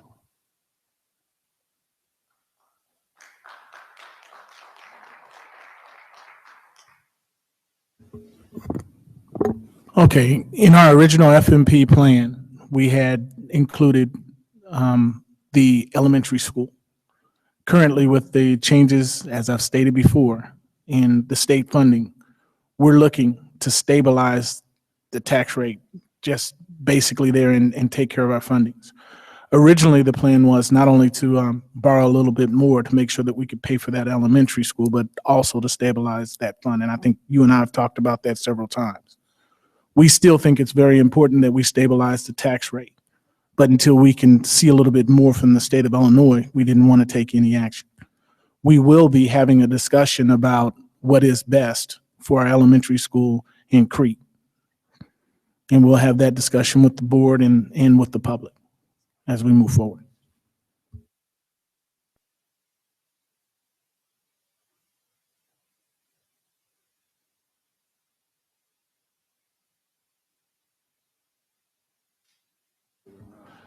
We don't have a final plan on what's going to happen with the 6th grade center at this time right now. That was one thing that was left out. Apologize. Good evening. My name is Kathy King Waters. My child is a sophomore here, and I teach in a neighboring school district. I've looked over the plans. I've attended a lot of the board meetings. I have a couple of questions. It seems that some of the reasons that we need to do these capital improvement projects stems from a lack of maintenance that maybe hasn't been done in the past, not necessarily by this administration or this board, but at some point it appears that that didn't happen. I work in a building that's over 50 years old and has been maintained well. So to see a building that's not been maintained well kind of hurts, especially when I know that the tax dollars for this area go into it.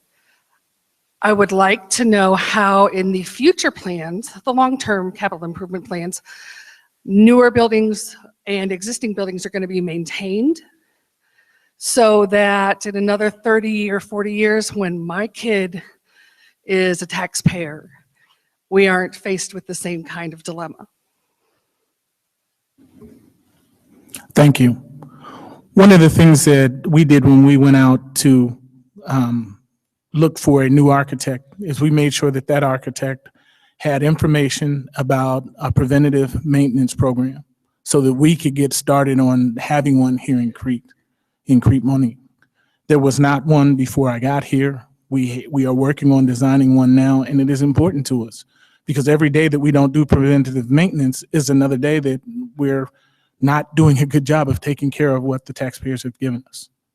You know, that's one of the first things I think I gave to Dr. Williams for us to work on. And we'll be working with our current architect to make sure we have one for not just the newer buildings, but for all of our buildings.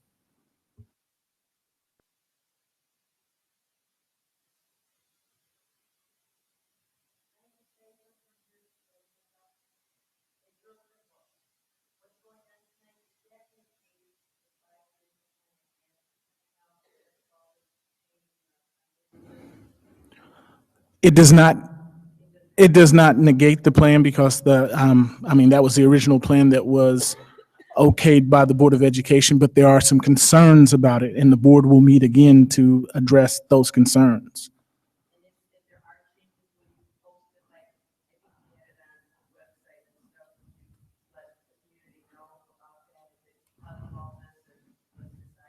Yes, ma'am, we will.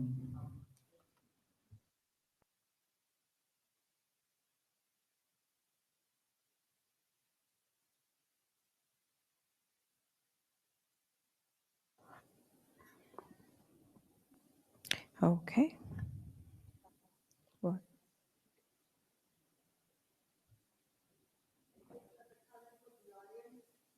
Yeah, if you can speak loud enough. Can you stand up or no? Oh. Mm.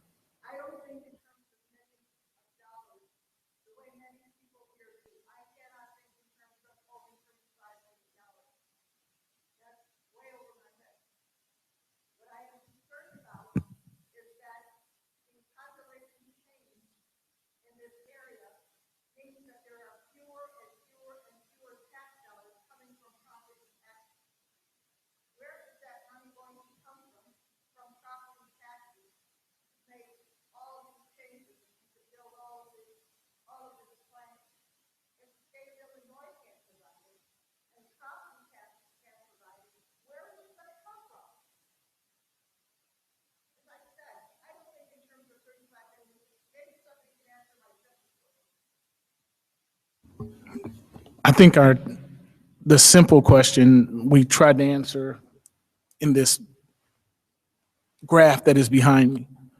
You know, what we've set ourselves up for when we did our previous build was that they thought that there would be a lot more people here than there are right now. And what we're looking to do is to stabilize that, to stabilize the taxes and move them out.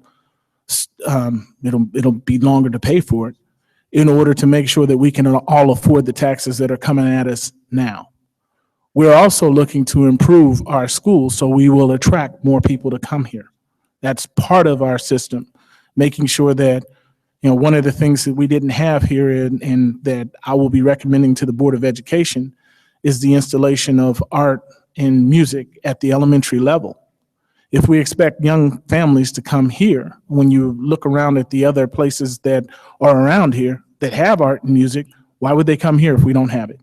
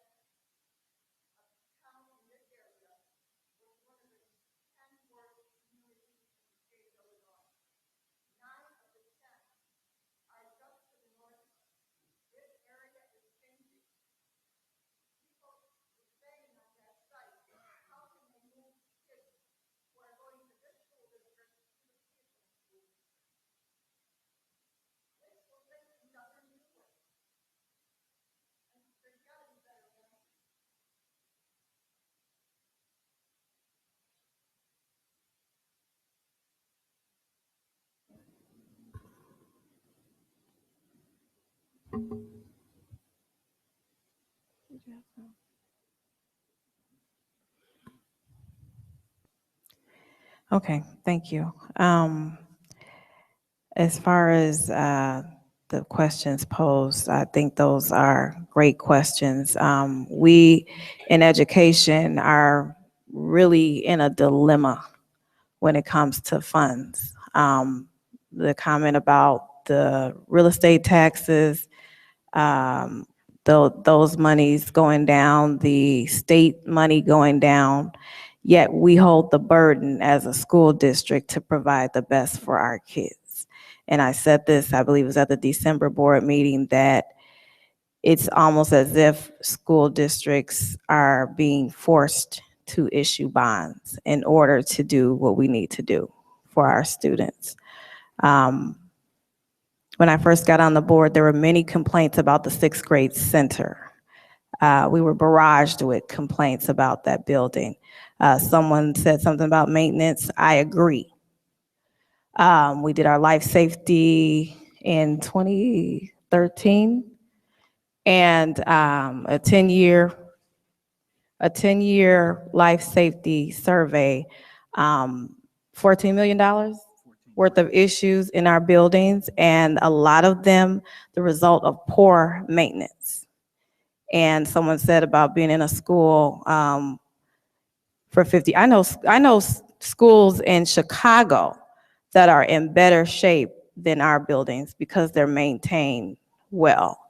And the superintendent said, you know, we're working on that issue, because I remember being appalled that certain things showed up on a life safety list, broken lights. And when I questioned whether we had a preventative maintenance plan, I was told no. We don't do much of anything unless we're told something needs to be done. And that's sad. So here we are in this situation of having buildings that are in dire need of repair. I remember you, Susan, coming to the board and requesting, you know, we need a new school at Balmoral, coming with pictures of things in Balmoral, all types of issues with our buildings. And the thing is this, you know, we come on a school board, this is my 7th year on this board, and you inherit what is done in the past, and you make the best decisions possible with what you have. We're in a bleak condition when it comes to school funding in Illinois. And trust me, we are the talk of the nation. We're not the only state in this situation, but funding reform is the buzz of our state and some other states. And we've gotten the attention of the U.S. Department of Education. So we are really in a predicament of, do we try to provide the best for our children? Do we pay a little bit more taxes to make sure our kids have the best? Our kids are being required to take tests on computers. They're being required to know so many things that we don't have the resources for. So we can say, you know, we don't need to borrow this money. We can stop a project, Mr. Taylor, I think he left out. We can stop a project. That project at the middle school is designed to bring our 6th graders over there, as well as bring in the IB program that's been successful at CSK for the last 10 years. We have great plans to make sure our kids leave here with the tools that they need. And those plans have been shared over the last months with, from the superintendent, our plans on what we desire for this school district. We have to constantly be looking at the future. I teach on the college level. I've taught in community college as well, and I've taught remedial classes in community colleges where 70% of the entering students have to take remedial classes. I've had students that couldn't do PowerPoints in college. And we, again, are charged with this task of how are we preparing our kids to leave here. So we have some decisions to make as a school board. I'm an educator, been one for a very long time. I've seen it from pre-K all the way to college. I will support getting our kids the best education we can give them. I'm a taxpayer. I'm not rich, but I will support paying taxes if I know that I'm getting a bang for my buck. And that's my comments on it, Mr. Scrimenti.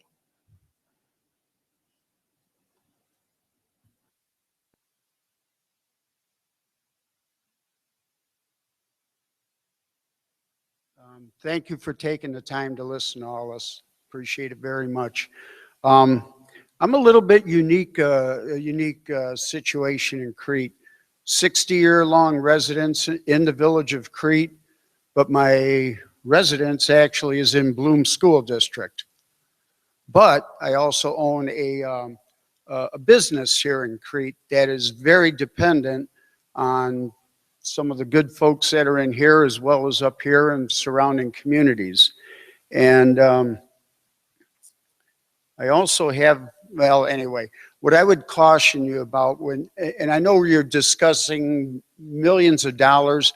I'm not up on exactly what we need or what we don't need, but all I would implore you, trustees, board of directors, to really, really think about the consequences of raising taxes in a community that many of us feel choked off already with taxes, choked. If you take a look, and this came up at another community meeting at the library that I pointed out, that if you go up north of Steger Road into Cook County, where the business taxes are really atrocious, and I can tell you firsthand experience, I know darn well I have to dig it out of my checkbook twice a year. It's like a ghost town up there. You go north of Steger Road up Union Avenue and you get past Chicago Road, and with my one of my jobs, I travel around the whole Chicagoland area, and it's just absolutely devastating to see the vacant properties and the businesses that have left our area.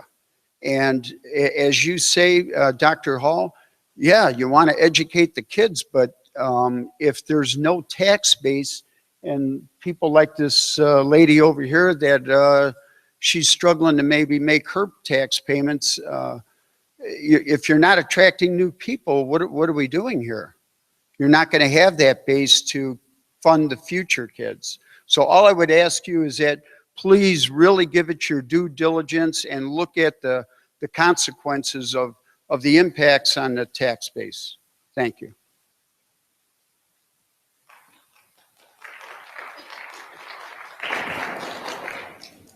Thank you. Okay, all persons desiring to be heard have been given an opportunity to present oral and written testimony with respect to the proposed issuance of bonds. Can I have a motion to adjourn this hearing? So moved. Moved by Mrs. Galbraith. Second. Second by Mrs. Gasparo. Secretary, please call the roll.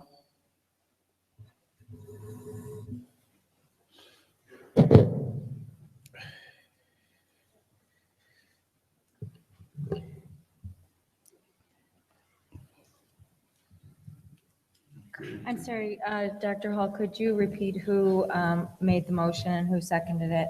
Ms. Galbraith made it, and second by Mrs. Gasparo. Thank you.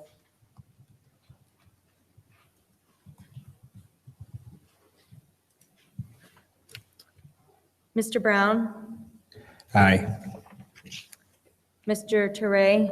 Aye. Mrs. Gasparo? Aye. Mr. Anderson?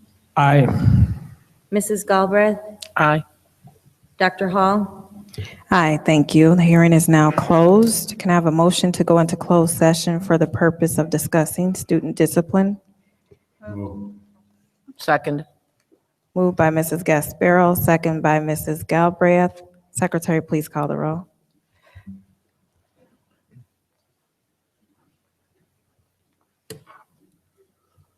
Mr. Anderson? Aye. Mrs. Galbraith? Aye. Mr. Brown? Aye. Mr. Teray? Aye. Mrs. Gasparo? Aye. Dr. Hall? Aye.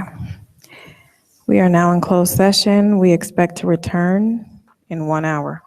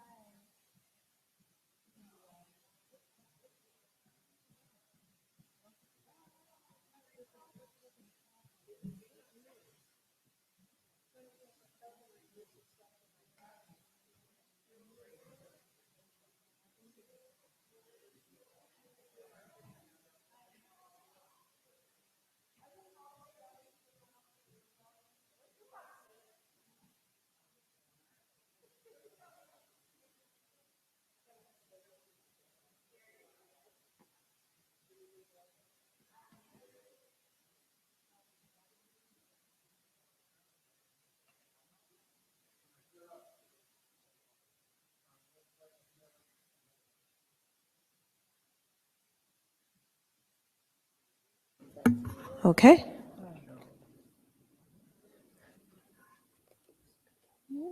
Missing board members. So we're missing board members.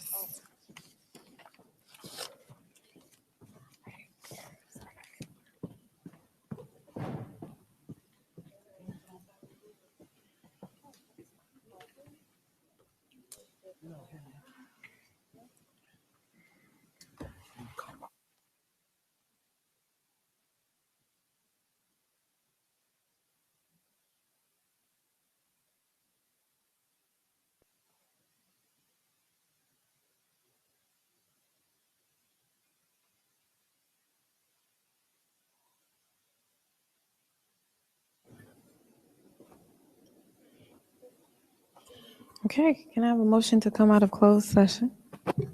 Moved. Moved by Mrs. Galbraith, Second. second by Mr. Teray. All those in favor say aye. Aye. All those opposed say nay. Okay, we are at a closed session.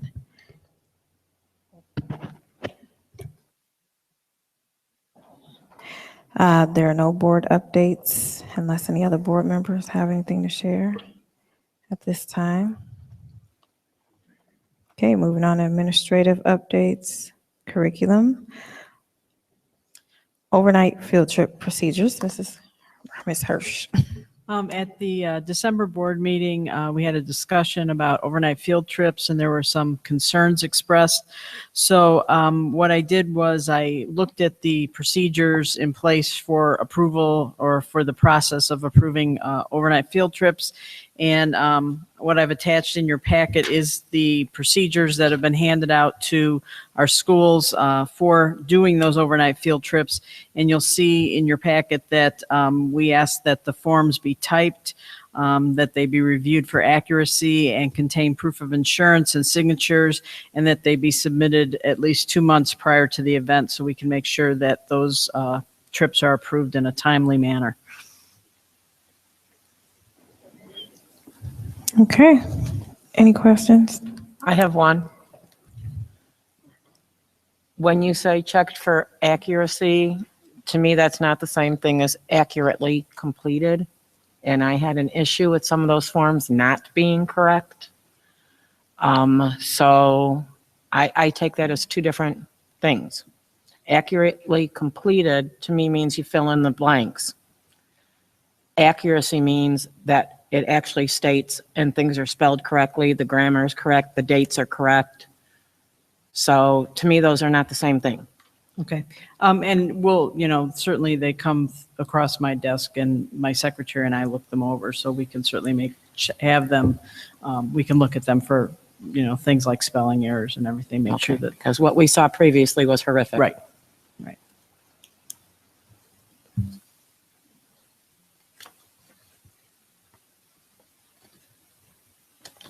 Okay, moving forward. Can I have a motion to approve the consent agenda?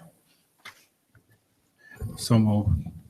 Moved by Mr. Brown, Second. who's up? Second by Mr. Anderson, who has officially made his first second.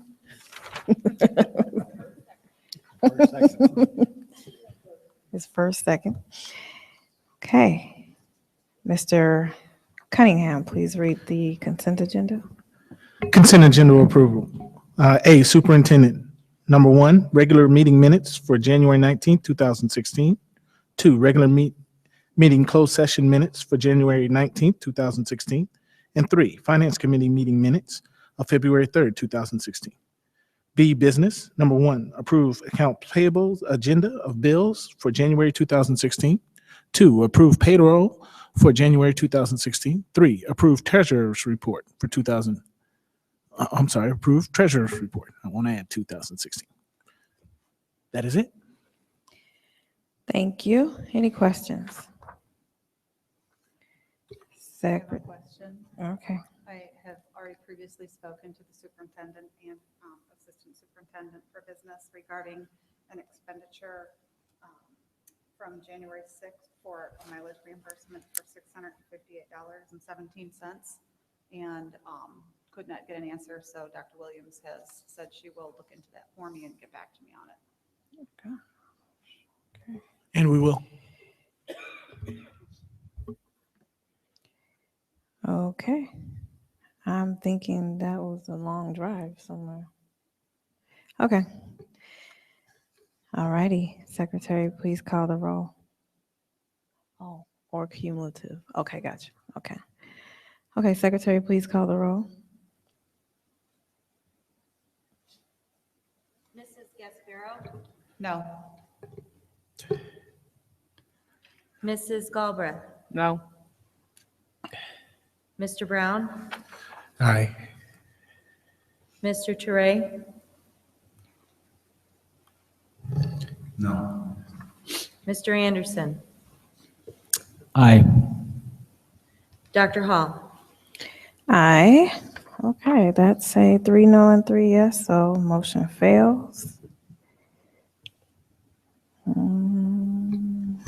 Dr. Hall, So, if there's a way that I can find out what this expenditure is relatively quickly, I mean, is there any way to do that?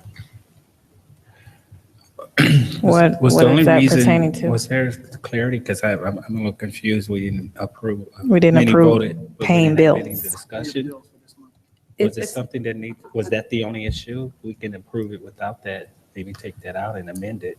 We can do Yeah, that. because we got bills. Yeah, because that would be the I'm not proper sure way to what's do going on that. here. So is that what all three of you have an issue with? I just know why I voted There's no no. comments. Why are you voting no? Is that why you were voting no for you as well as Mike? Okay, so let me get clarity or at least make clarity. Because if there's an issue with an item as previously done, you can request to have that item removed and we approve it without that item. Because just now, we just voted to not pay for our bills because of one item of information that was not given. So I want to make that clear for board members. There's a proper protocol if you have an issue with one item. We don't want to put the district in jeopardy of not paying our bills because of one item. So we just took a vote. I don't even make a motion for recall. But neither side, there was no prevalent side, so, oh gosh. In the interest of transparency, I had no idea what was going on. I asked the question. I had no idea anybody else had any questions on that.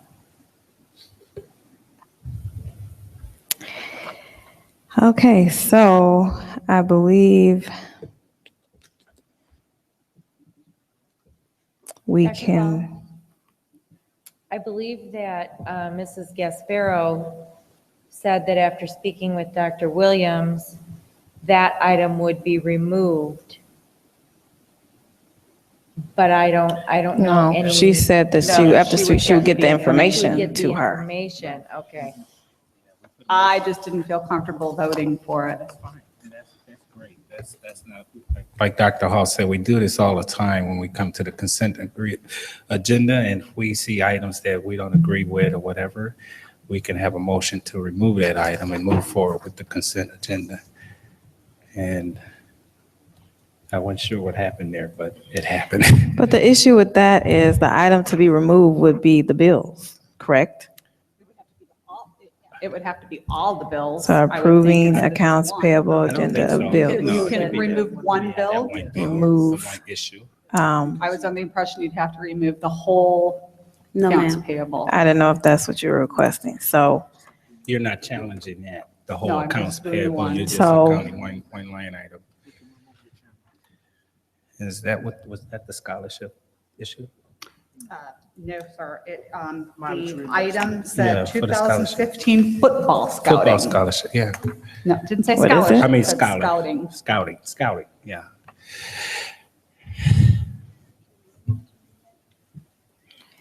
So I believe, Can we make a new motion? yeah, we can, That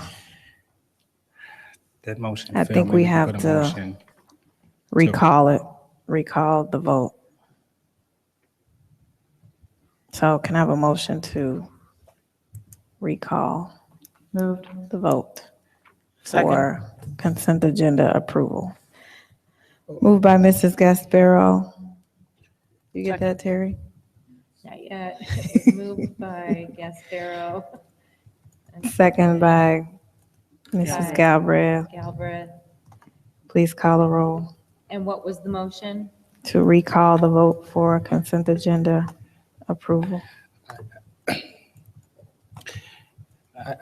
You know what, again, I don't think we can reconsider, that's what we're looking to do, reconsider a vote, a failed motion. And I don't think we can do that unless it was someone from the prevailing Which we voter, don't have. Which we don't have. Really, don't you have a prevailing because it was a no? It was it's 3-3. I know, 3-3 still a no. Well, who prevailed? Both No. sides. You understand what I mean? 3-3 is a So no. the motion to reconsider, you have to have someone from the prevailing side. Which would And that's what we're looking to reconsider Yeah, that. because wouldn't it be the no? Because you're saying it was a no because it failed. So in order to, But they didn't prevail. I mean, they. The motion just didn't move. The motion didn't pass. No, it's a- Is that a prevailing? Was Yes, it that was 3-3? my understanding. 3-3 didn't pass, and there were people voting for no, so they went. Isn't that correct? This is Difficult.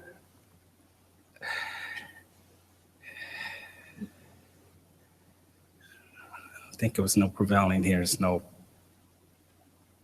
Go The ahead. motion didn't move. so the question is, how do you reconsider when You reconsider. it's a failed motion, not by vote, but because You can it was a reconsider by a split? vote, but it has to be someone to bring up the motion that's on the prevailing team. Voter. I'm looking it up.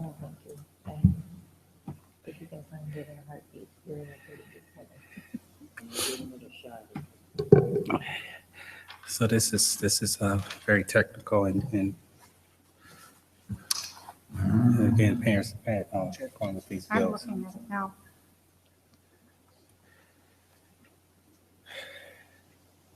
Can we move on with the other business while she looks it up?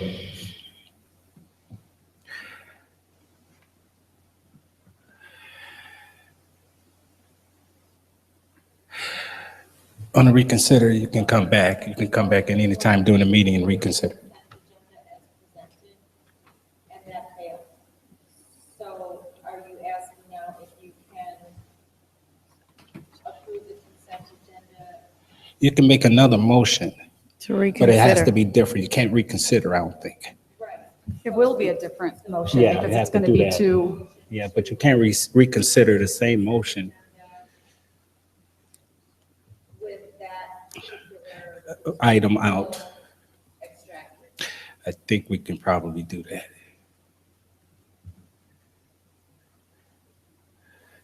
I remember reading that. I think we can probably do that. Yeah.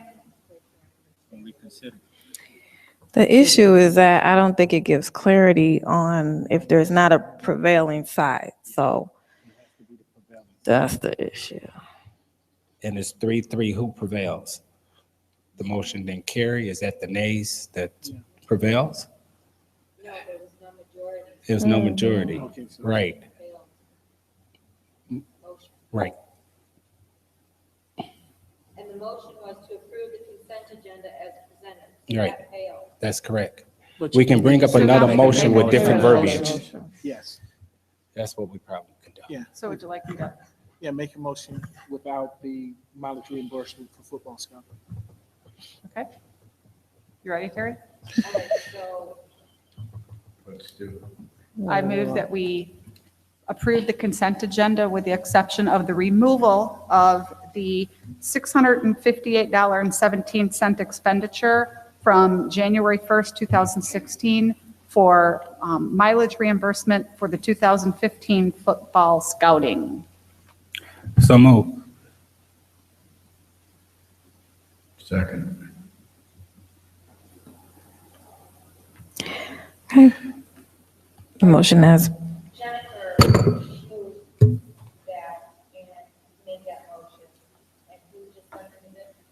I do. can you recite the motion, Terry, for the record? I was just going to go back and look at the tape tomorrow to see exactly what she said. Trying to go through the whole thing again? If you want to read the whole thing again, I can get it. I'm- Approve the consent agenda. With the exception of, or with the removal of the expenditure from January 6th, 2016 in the amount of $658.17 for mileage, August 28th to November 7th for the 2015 football scouting.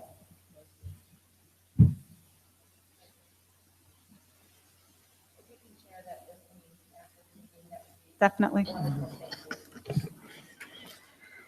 Okay, and it was moved by Mrs. Gasparo, second by Mr. Teray. When you're ready, please call the roll.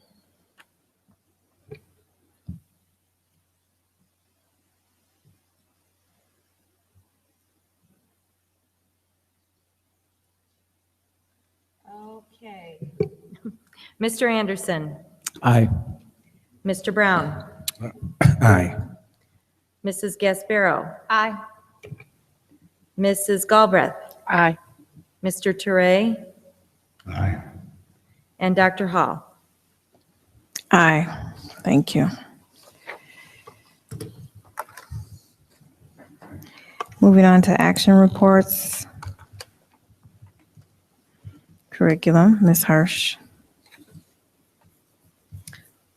This is a request for the board to approve the calendar for the 2016-17 school year. The recommended calendar was developed by the district's calendar committee. The committee used calendars from previous years when we had school construction as a guide. And the proposed calendar was reviewed by the education committee prior to tonight's recommendation. The calendar was designed to accommodate construction, and the calendar contains a student start date after the Labor Day holiday, Teacher Institute days on Columbus Day and Martin Luther King Day holidays, student attendance on Pulaski Day, and the Veterans Day holiday is part of our parent-teacher conference timeframe. So the holidays are covered in that regard. And it's a recommendation that the board approve the calendar for the 2016-17 school year. Thank you. May I have a motion to approve the 2016-17 calendar school year? Moved. Moved by Mrs. Gasparo, Second. second by Mr. Brown. Any questions? I had a question. Did you say the kids would be going to school on Veterans Day? No, it actually falls on the Friday after parent-teacher conferences, which traditionally is a district holiday because we work into 9 o'clock the night before. Okay, thanks. Okay, Secretary, please call the roll.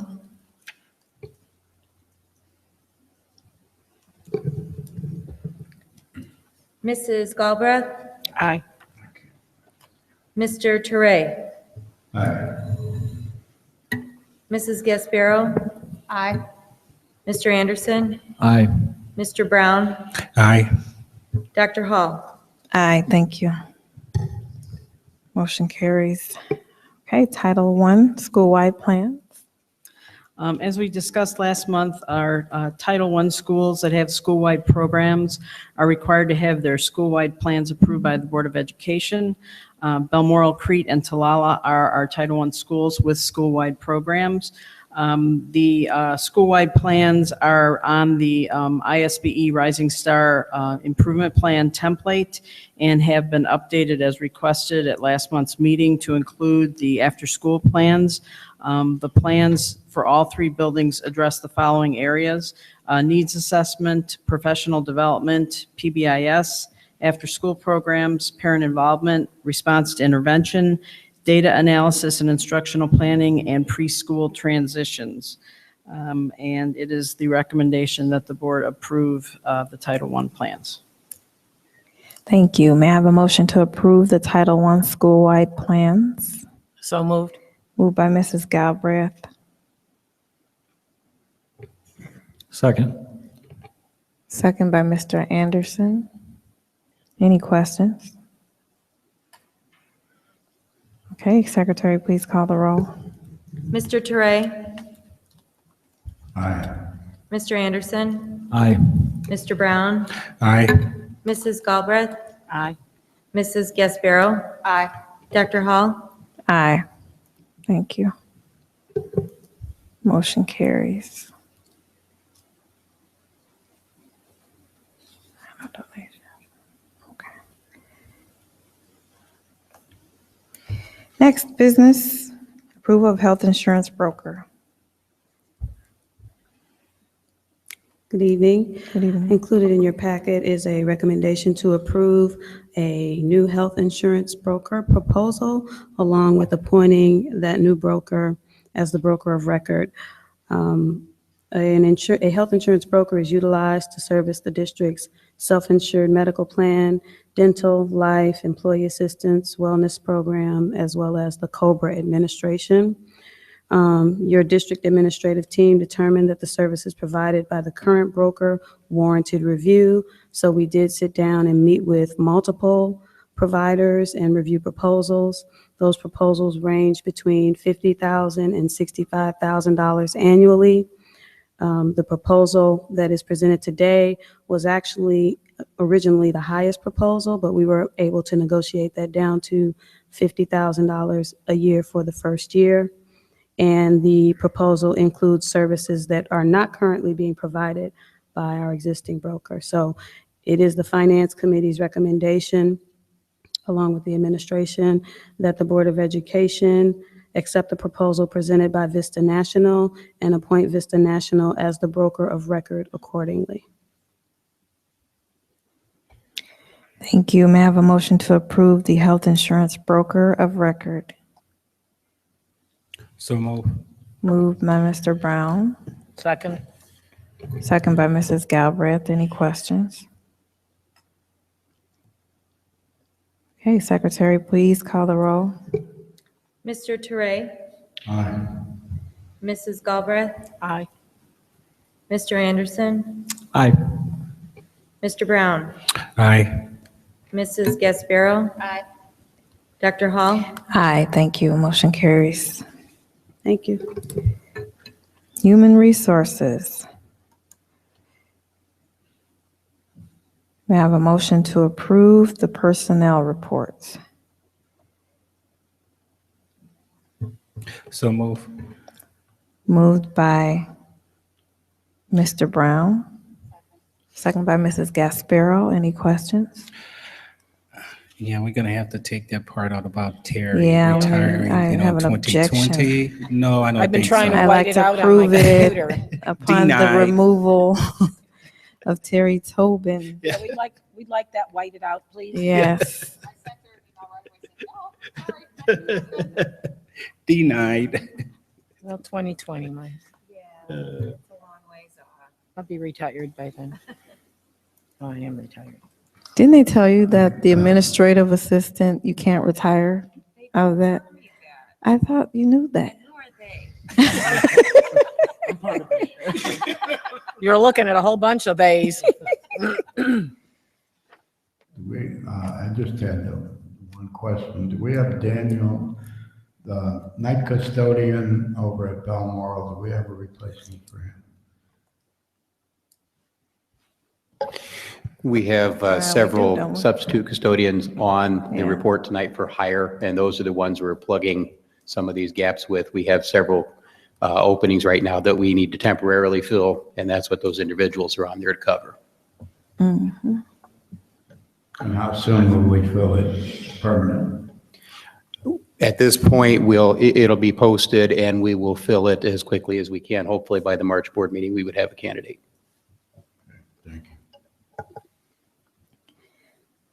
All righty. Secretary, please call the roll. Mr. Anderson, Aye. Mr. Teray, Aye. Mrs. Gasparo, Aye. Mrs. Galbraith, Aye. Mr. Brown, Aye. and Dr. Hall. Aye, thank you. May I have a motion to approve the recommendation to transfer student 2016-3A to the Crete Monee Alternative Program? So moved. Moved by Mrs. Galbraith, Second. second by Mr. Teray. Secretary, please call the roll.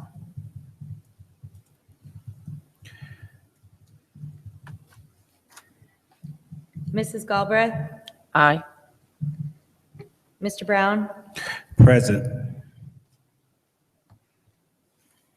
Mr. Anderson, Aye.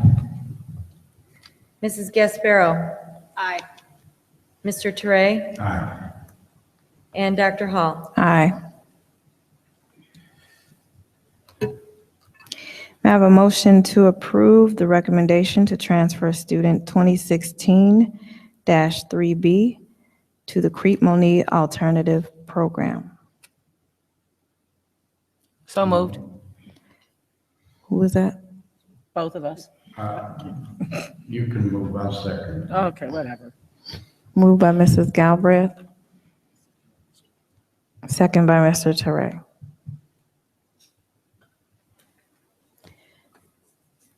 When you're ready, please call the roll.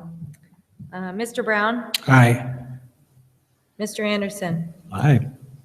Mrs. Gasparo, Aye. Mr. Teray, Aye.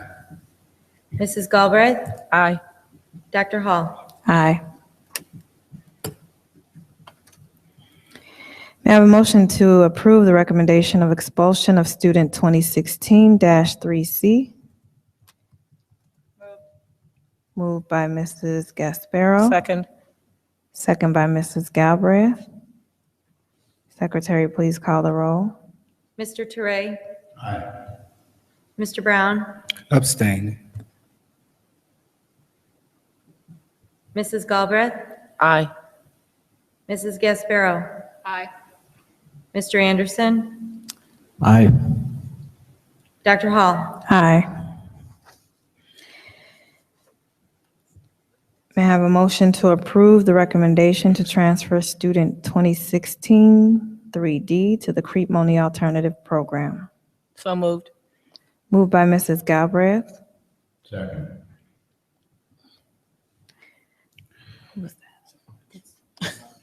Oh, the two guys you can't. They sound alike. It was Teray. I got to get used to Mr. Anderson's voice. Second by Mr. Teray. I got it. Secretary, please call the roll. This is for student 2016-3. D as Yes, in D as in Delta. David. Okay. Mr. Anderson, Aye. Mr. Teray, Aye. Mrs. Galbraith, Aye. Mr. Brown, Aye. Mrs. Gasparo, Aye. Dr. Hall. Aye. Hey, is there any old business? New business. I have a new business. As you all know, we do have a new board member, and there is a need to not only do a board retreat, but also we need to do our strategic planning that our administrators have started collaborating on and working on, and we directed them last year to start this process in November of 2015, and they've started it, and now it's our time to get involved. So I need board members to be looking at their calendars. Mr. Cunningham and myself discussed possibly doing a Friday night, Saturday morning. And so I'd like the board to consider, if possible, the first 2 weekends in March. So we'll have Terry connecting with our board members. And also should be connecting with Mr. Anderson for training as his calendar allows him to. So. What were the dates? Okay. What were the dates again? I was asking the board to consider the first 2 weekends in March.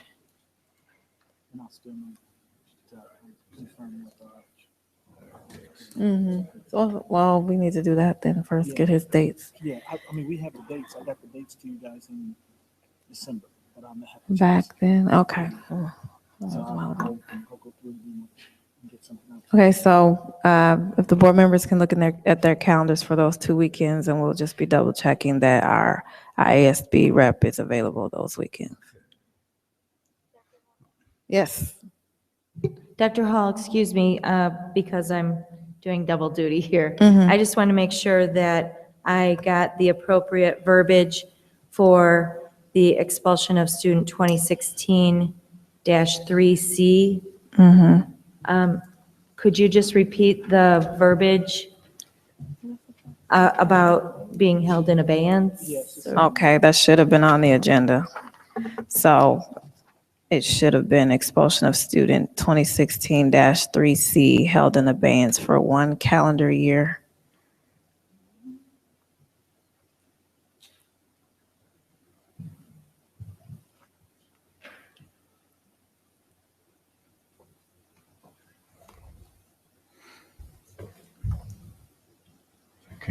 I can't do the second week of March.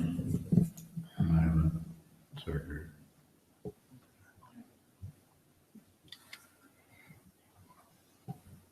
Okay. Clarification for that retreat, are you talking about a Friday night into a Saturday morning? No, just Friday night and a Saturday morning. Not So- overnighter.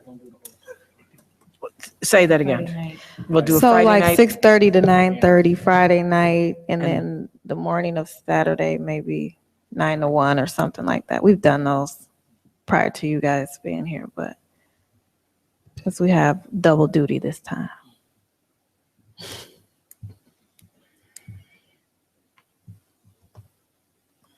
All righty. And Mr. Teray said he cannot do the second weekend? Okay. All right. Okay. May I have a motion to adjourn? This one real thing I need to bring up with new business. Oh, I'm And sorry. it did not make the agenda this time, but the Finance Committee entertained the action, I guess, to have an intergovernment agreement with Monee regarding the use of our facilities over at MEC. And this is kind of urgent for them to know in some capacity. Either we can give them a verbal, maybe you, our board president, Dr. Hall, and the superintendent and our legal counsel can talk and see what can we do prior to our next board meeting, prior to us signing an intergovernment agreement in which Dr. Williams have reviewed. There are some changes that she suggested before she brought it to the full board. So I think as far as a partnership, I think it's a good thing to do.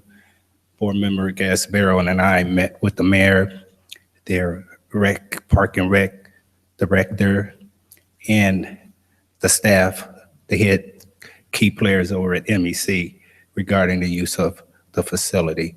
It's And actually the grounds. the not grounds. really the Yeah, not the facility, facility itself, but the grounds. Specifically to put another baseball field there, softball field. So we don't want time to go past. And if the weather is not inclement in the March timeframe, that they can use that time period prior to us speaking or having another board meeting. So I know there are some issues that we need to address with the intergovernment agreement, But if we could somehow talk about that, again, I think the finance committee, I think we had 3 board members there. They were all in agreement with some capacity, the use of that intergovernment agreement. So that's kind of new business. Again, Time we, is of the essence. it is. I will get an appointment to meet with the mayor, Monee, and get all I can done before our meeting. Okay. Make sure we don't have any issues. I'll start with that tomorrow morning.